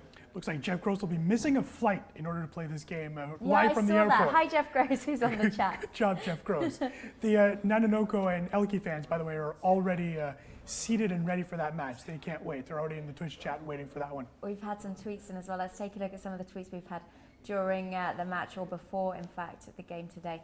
Todd Brunson tweeted, "Hey, Elki Poker, was the banter between you and Jungle Man just joking, or was it serious?"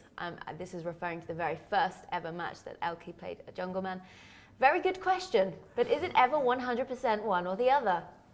Then Darren Stribling's getting involved. Was this on a TV show that I can watch? Yes, it is, Darren. And then Elki said, right here on Twitter, after me beating him in the GPI games, which you can find replays. Todd Brunson, yes, I watched them, very impressive. At first I wondered why you folded Jack 8. Nice job. So look at Todd Brunson getting involved and trying to get some research together. There's more, Eric, there's more. Thanks, Todd. Hope we can battle in the playoffs. Poker or StarCraft? Both. Not sure which one I have a better chance in. Do you play Hearthstone as well, Todd? We can find out later.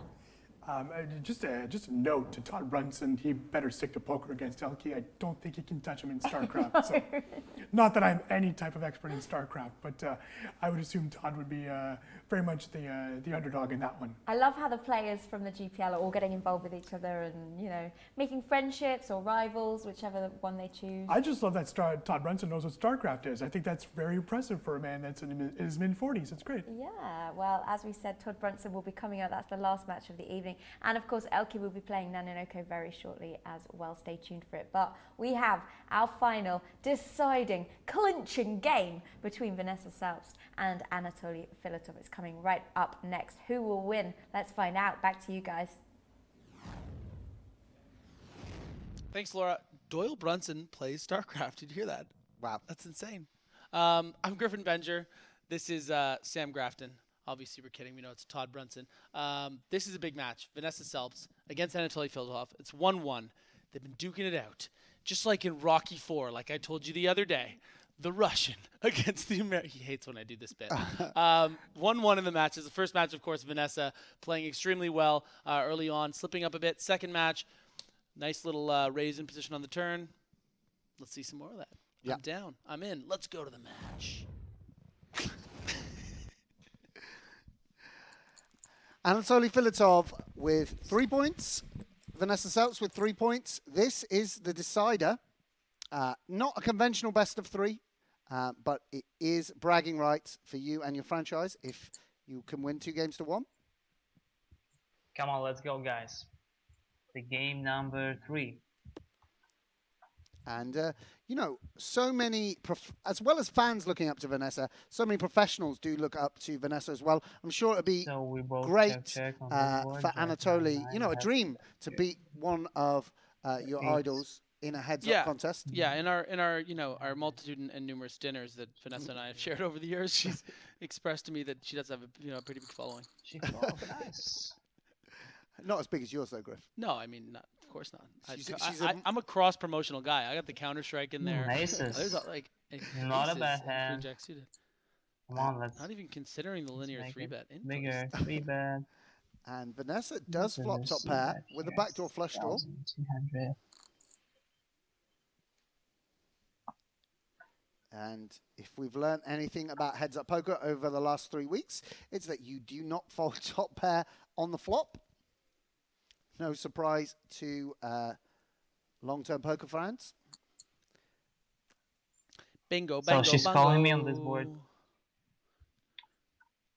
Queens It's a and queen on the junes on the turn. And a lot of I pair would plus definitely gut shots bet the turn. to protect For against. value? Pair plus flush draw. For value or value? For value. Value. And Anatoly Filatov betting out a lot of hands that he beats that can call him 8-9, Jack-10, 7-10, and the like. But Vanessa Selbst, top 2 pair, and has to decide whether to raise or just call with this holding.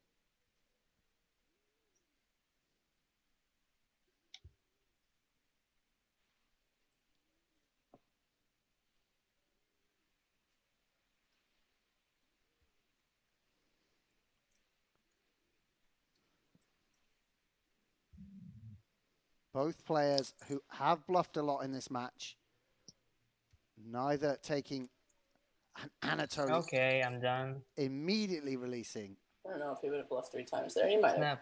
Fold. Great fold from Anatoly Filatov. Really. Results-oriented fold, maybe? Well, I mean, if you can just do that and he snap folds a turn, you can just do that with your whole, like, what if she had Jack-9 off there? Well, I guess Or, it's... sorry, 9-6. Like, when he bet so big on the turn, she's certainly capable of that. He's probably just taking 2 stabs with, like, a What shot. what hand has But no when you get pair like an 8 or a 7, that can't win at showdown, that loses? Like, say he's bluffing with ace-10, what hand does she have that she wants to check raise there?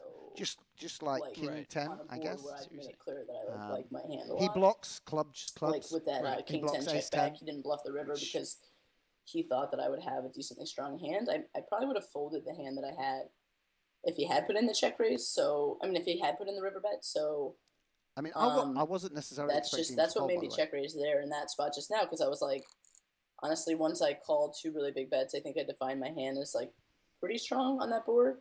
The difference is, I guess if I had like an 8-9 or an 8-10, he could definitely try to barrel me off of it a third time, but, you know,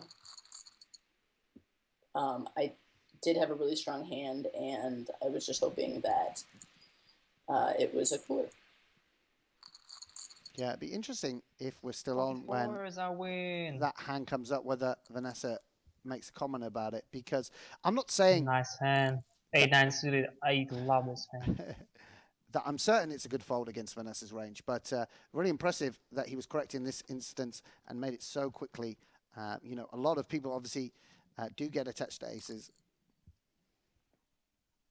and not over-adjusting to Vanessa's aggressive She doesn't reputation. 3-bet too often, but this is a good hand to defend anyway. So the bingo board, ace, ace, 4, nothing.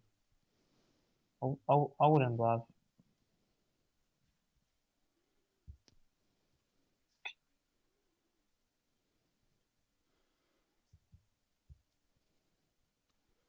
People are often tempted to check their intermediate hands, but this particular hand does benefit from a little bit of flop protection. You know, you can see Anatoly has 28% equity, and folding him off that 28% is very valuable in a 3-bet pot. And again, Vanessa, for the 3rd match consecutively, off to a very good start. Obviously, I'm running sorry good. for this noise. I have some huge minivans on the street. in Monte Carlo.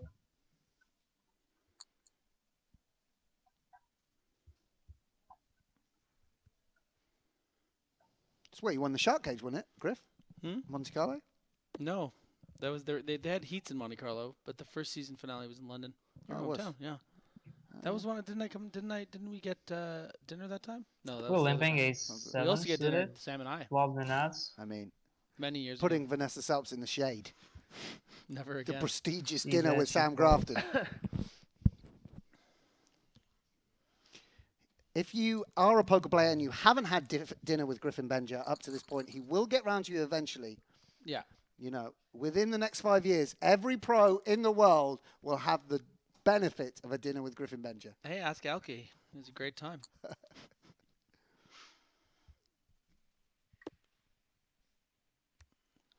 Yeah, and I can reveal, I should share this with the GPL fans.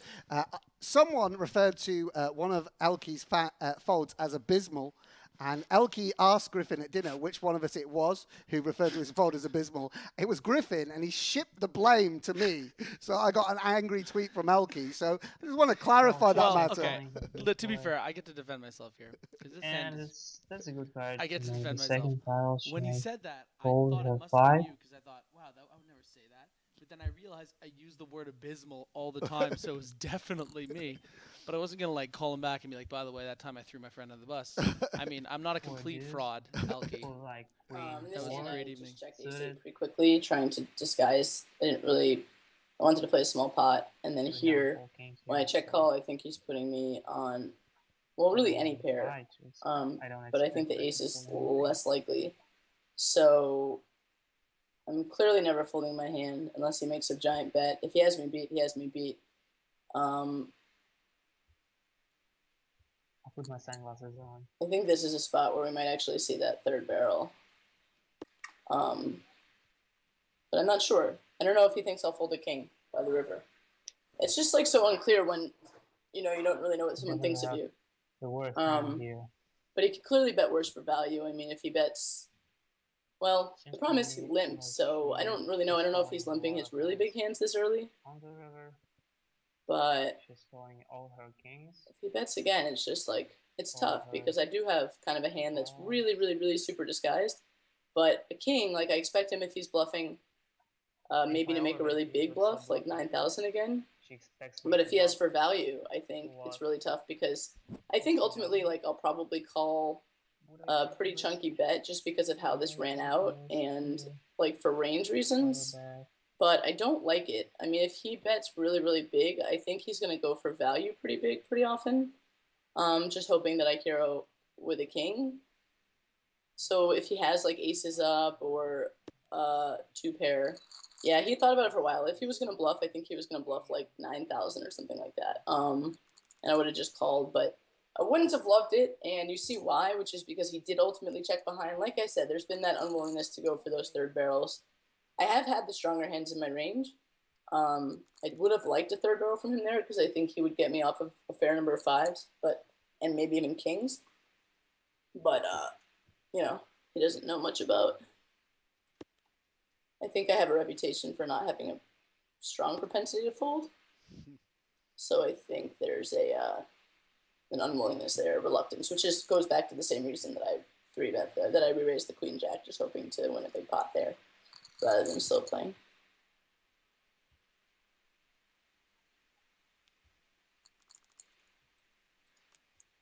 Poquito. No.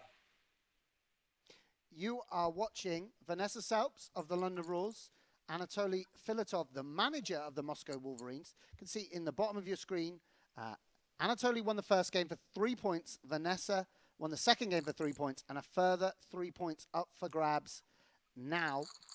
This is the debut of Vanessa Selbst in the GPL, and it's been an exciting contest up to this point, with neither player giving an inch.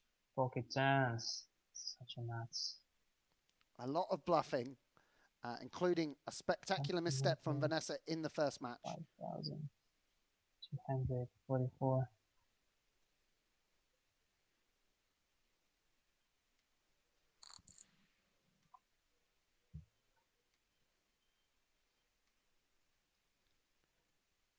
Come on, Vanessa, 4 bad bluff. Show who's the boss.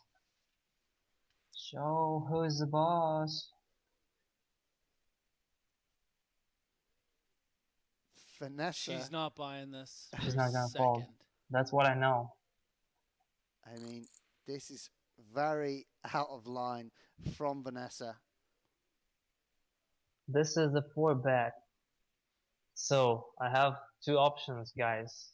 I mean, like most of the players, they have 3 options here: to call, to raise, or to fold, and sometimes to re-raise or to shove.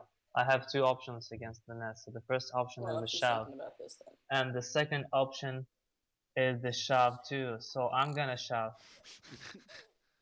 Let's dance. No, she's out. I'm gonna dance. She's out. And Anatoly, with that pot, regains the chip lead. Folding the aces when I had queen jack. I guess my raise was really bad. Vanessa squandering the chips she's built up to this point. The chip advantage she's built up. And I guess it's because she's so comfortable flatting in position that she feels she needs to 4-bet as junky a hand as that. But without any blockers to his value range, I think that was a little bit ambitious.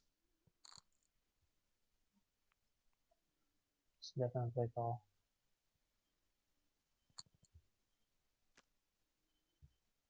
That's a bad card for me. I'm really surprised. Because all her Fold gut aces shots like and that. some That's bad things now has everything. Any player? Ace. Ace from space, no.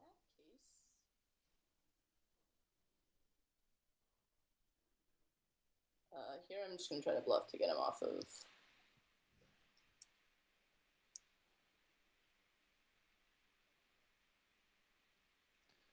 Vanessa, talking about bluffing. 7.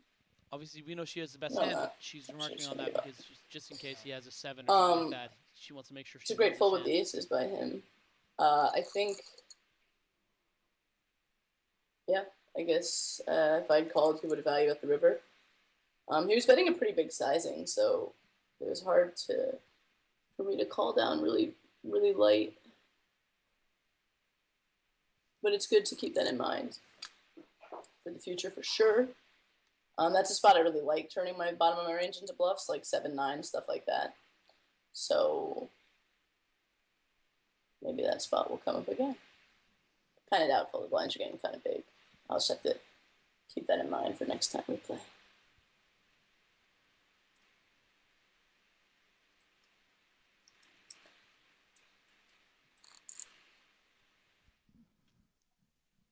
She bets big. I have no idea why she's betting that big. It's not standard. Yeah. Careful. Anatoly. She usually big less, so it seems she has this flush draw and she would barrel here. I have only the gut shot, so Yeah, Anatoly perhaps I will not play making this hand a against slight Vanessa. over adjustment there to Vanessa's sizing. Was a little unusual from Vanessa. Nice. 3-6. Gut shot. The gut shot. She bets it. I mean, 2000. Vanessa's trying to take advantage now. Call here. Obviously, a couple of times she's led with a pair, hoping to use that to win the pot Okay, immediately with check king that high. bet. And this is what we talked about. You know, Vanessa's someone that's unafraid to make large deviations from the more standard lines. Really strange to see a lead here with king 5 and not much of a backdoor draw. But she goes for it. She bet the big, I fold the gut shot, the bottom gut shot. You know, I have no outs here, so. Very few players in the GPL would play that hand that way, but it works out yet again. She's so good. It's really, it's awesome. And once again, Anatoly on the back foot chip-wise. No, I I'm gonna bet. And now they're just donk betting into each other with no equity. This is like, it's like two old boxers slugging out to each other. Yes. So It works. so unusual. One unorthodox hand for Vanessa, one unorthodox hand for Anatoly. A limping machine. The Real Russian limping machine. creativity from these two players.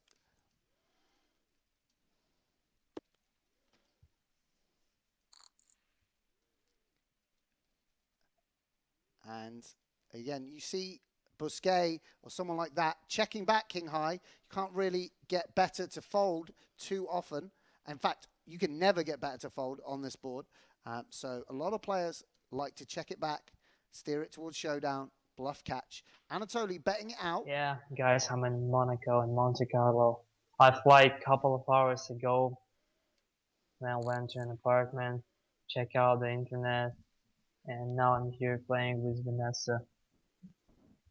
Playing with London Wells, heads up. I love this I check raise by fold, Vanessa. walk into the best hand. Something I Okay, really I will give her some small pots. It's not a big deal for me. check Then I'll raising take everything. you never would, like ace deuce there. Makes for a lot of fun floats with air where they're just completely crippled because you're not quote unquote repping anything.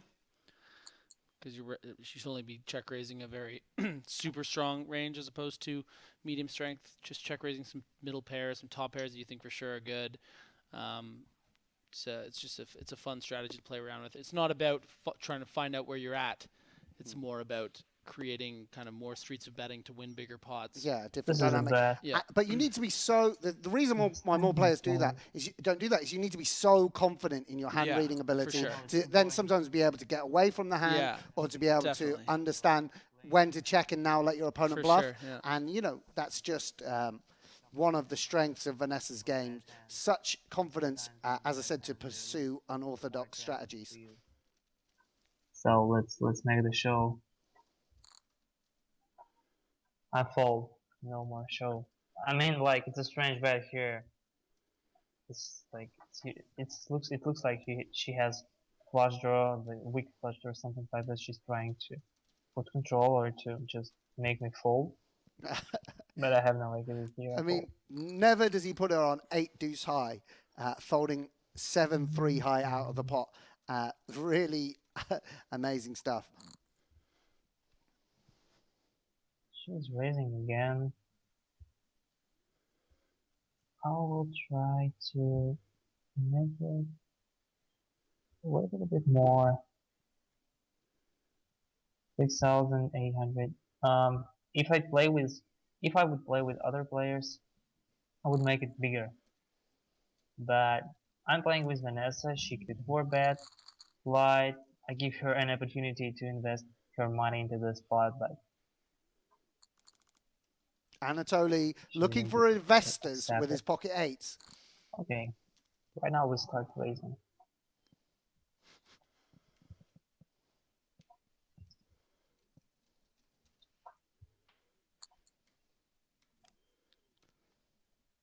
So she's defending this boy. 996.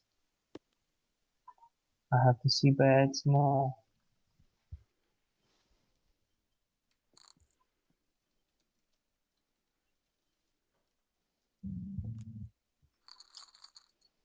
She folds nice. Perfect. That one I just folded for game flow reasons. I call or check raise a decent amount, but I just feel like I've been taking down pots without showing them down quite a bit, so I didn't really want to go down that road with king high. Even though I had a bunch of backdoors, not a great board to be repping, and I didn't expect him to see bet it all the time, necessarily. 5-6 offsuit. Just the raise 5.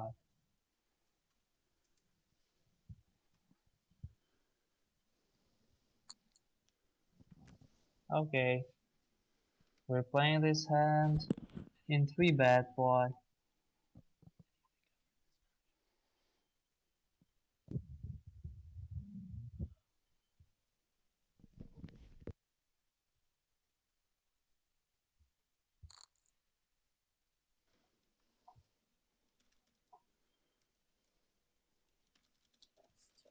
for me.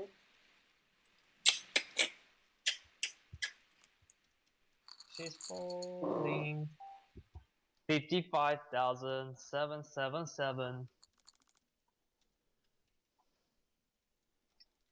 And Now I Anatoly continue Filatov with limping. the chip lead, streaming from Monte Carlo. That's an interesting board. I have a gut shot, the backdoor flush draw, and then 4 card. I will continue here. I could check behind, but the board is so dry. I could catch my outs here, some backdoors to barrel them. Especially in this kind of spots, she would call with king high. A lot of times she may call with threes and deuces, but still would like to check here and to bet the river if she checks, so yeah, I would check it. And catch my 5. Bingo! I had to bet. I knew it was coming. I knew. The 5 is coming. Vanessa is checking. And Vanessa, I'm just close to the bottom of my range in this spot, I think.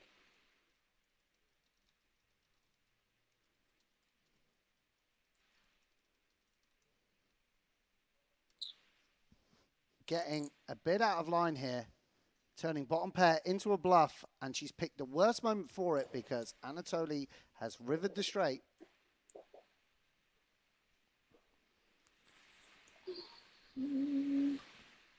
And both players so aggressive, and you know, occasionally you do run into a hand. 13,800. Yeah, that's definitely a race. I would tank for a while, like I'm thinking.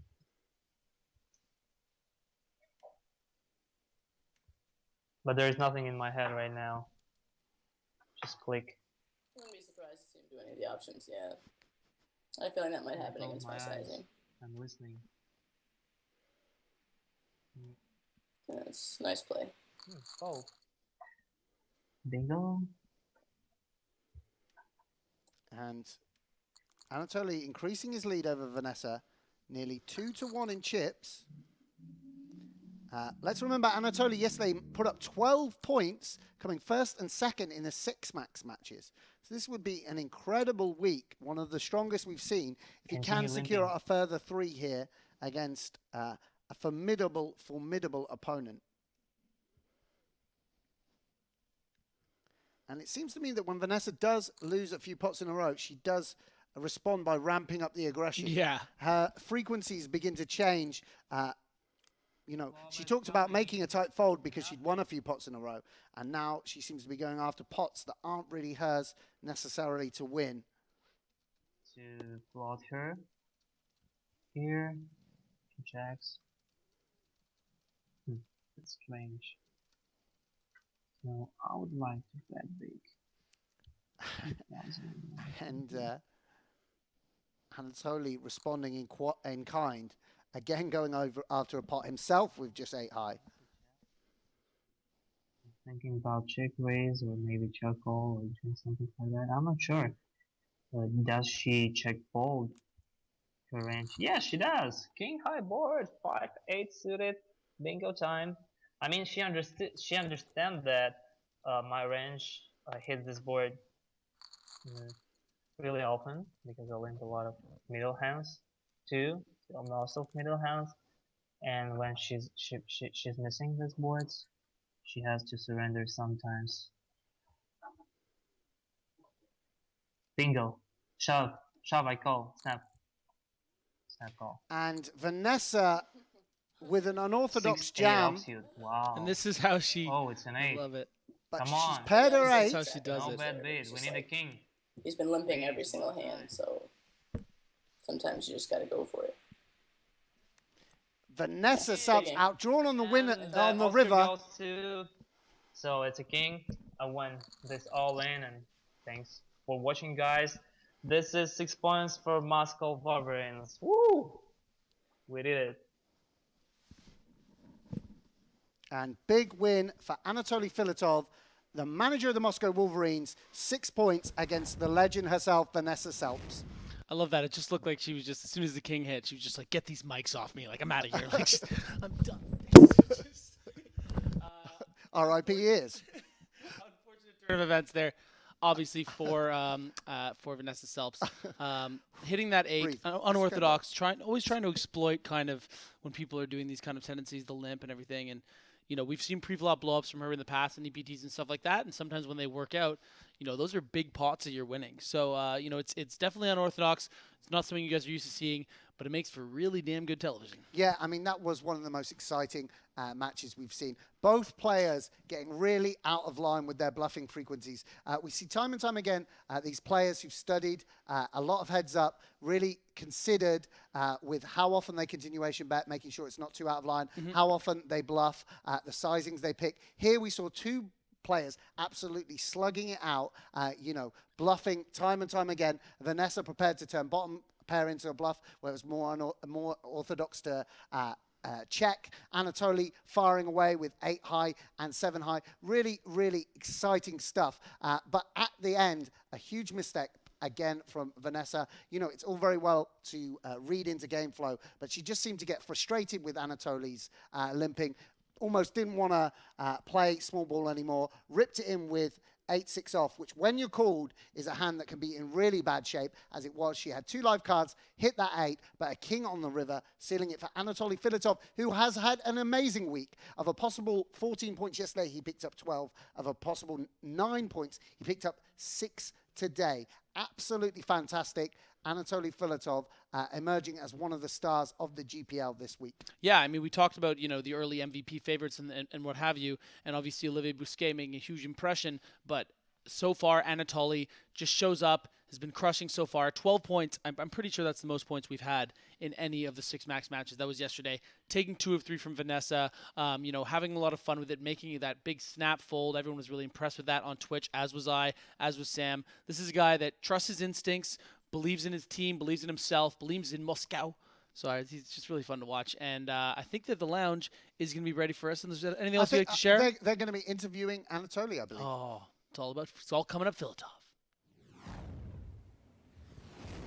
Thanks, guys. Well, there you have it, Anatoly Filatov. What a week it has been for him, picking up 6 points there in that very first matchup against the London Royals' Vanessa Selbst. Do we have Mr. Filatov on Skype? There he is. Congratulations, Anatoly. You have become this week's top scorer. You've scored 18 points this week, and now Moscow Wolverines is flying at the top of the Eurasian Conference. Yeah, hello, thank you so much. It was a tough matchup. We played a couple of nice hands. I mean, like, I started to extra bluff against Vanessa. It was a mistake for me, but I get lucky with Queen 6 hand and other things. And then I decided to change my strategy to play more solid, more tight, and try to catch her with her bluffing or with her moving or doing something skew, in my opinion. So that's why I started limping more and play more pot control or more solid poker. So that was a nice matchup. Is it weird for you, Anatoly, someone that we've known to be a very aggressive player, to have to take a step back knowing that Vanessa is like even more aggressive? Is that weird for someone with your style? Yeah, I mean, I usually play tournaments and everyone knows me as a super aggressive player, but I can, you know, switch. I can switch my game to other level and slow it down for a while, because sometimes I play with players that are more aggressive than me. I mean, like, I remember one episode when I played the EPT, and it was Sam Grafton on my right, and you know, the table goes crazy with raise 3-bet, 4-bet, 5-bet, all the way. Ace Jack, pocket tens. No, he busted Ace King with pocket tens and Ace King and flip. I was like watching, observing that. Now, you must have played Vanessa Selbst a number of times. What's it like between you? How many of you won and how many of you lost? Actually, I didn't play with Vanessa a lot. I played on Global Poker Masters with her, and I played in a couple of tournaments.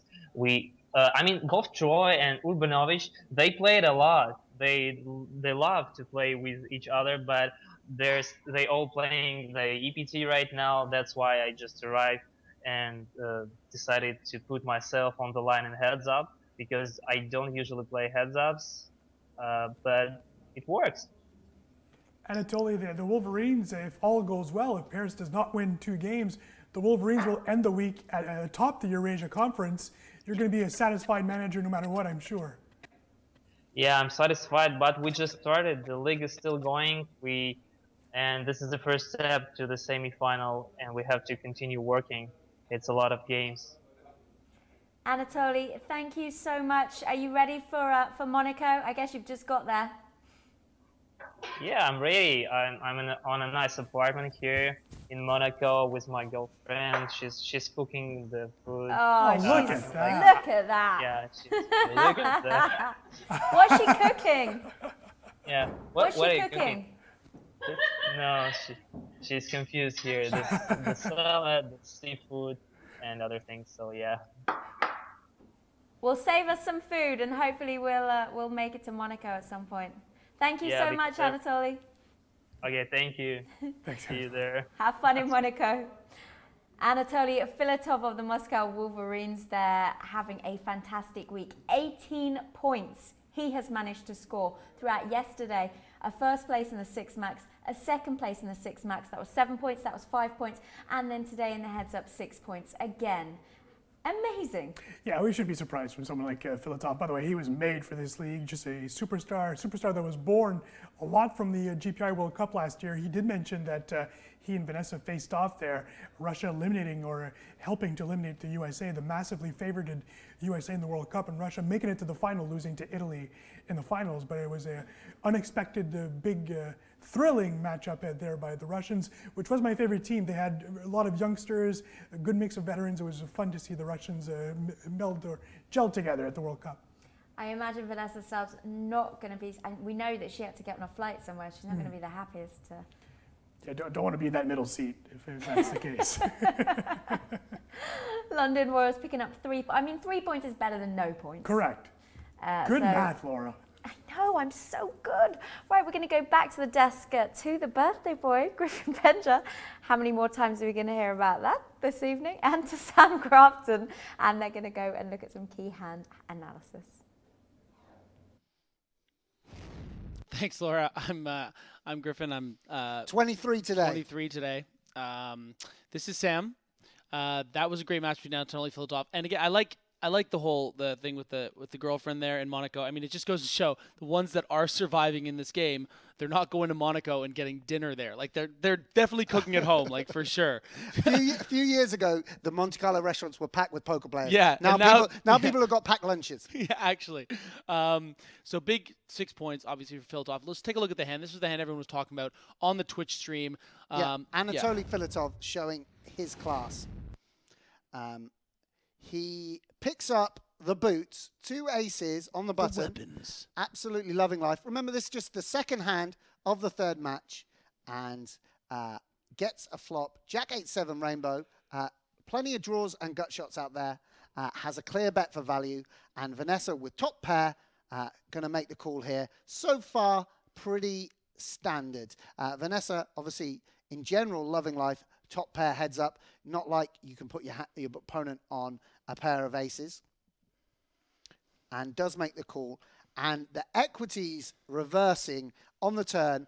Vanessa Selbst with top 2 pair, and checks it over to Anatoly. Now, Anatoly still needs to protect his hand. He has the best hand a lot. There's going to be a lot of hands that Vanessa can check call with. Queen 10. 8-9, 7-9, and such like. A lot of pairs which are pair plus gut shot, or ace 8 of king 8 of clubs, 8-6 of clubs, hands like that, hands which have a pair plus flush draw. So there's a lot of value you can get by putting in this bet. It's too strong to check back. Now Vanessa has a decision whether to check raise this hand or just call. By calling, she protects the weaker parts of her range, hands like Jack 10, which she wants to try and steer to showdown. But Vanessa is someone that puts a lot of stock in game flow, in tendencies, and she felt that Anatoly was ripe to pay off a big bet and go for maximum chips with this hand, weighs it up and goes for a big check raise.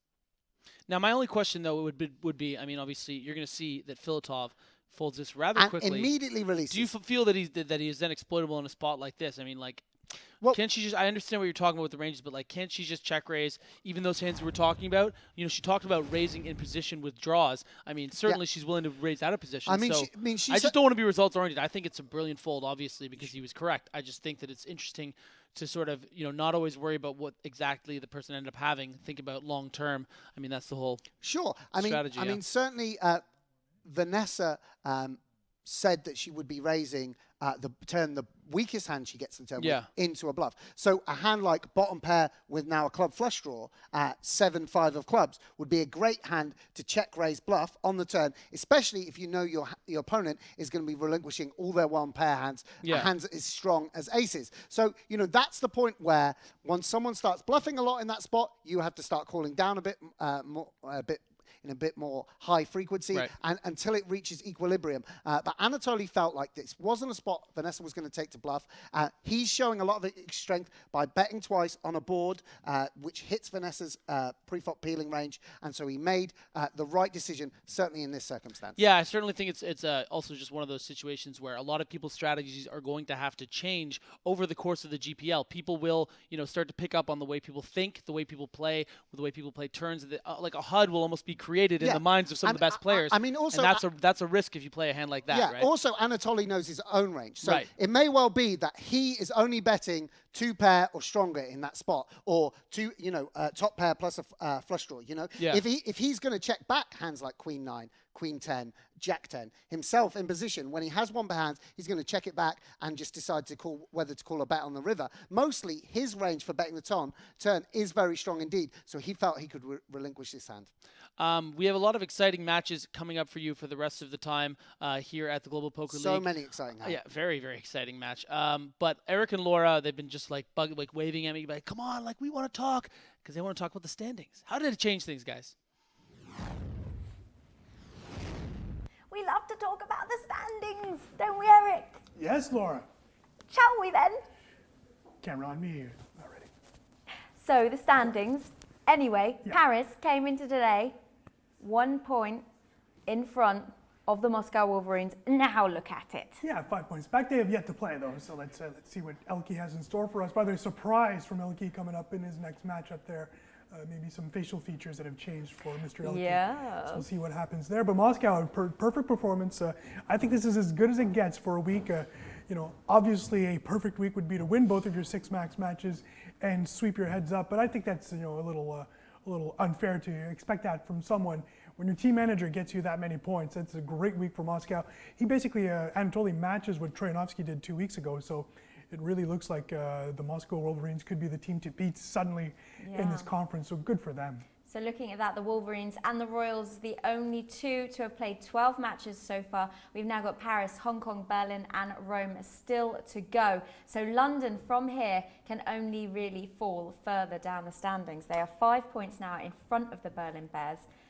What do we think? Do we think they'll stay in 4th place, or do you think they might drop? Well, I mean, if Berlin wins 2 of their 3 matches, Berlin will move, in front of them. So yeah, there is a good chance that they do fall from that 4th and final playoff spot, which would be a shock. I know it's early. I know we're only a quarter of the way through the season, but I think at this point, Laura, it does become an issue. They're 18 points behind first.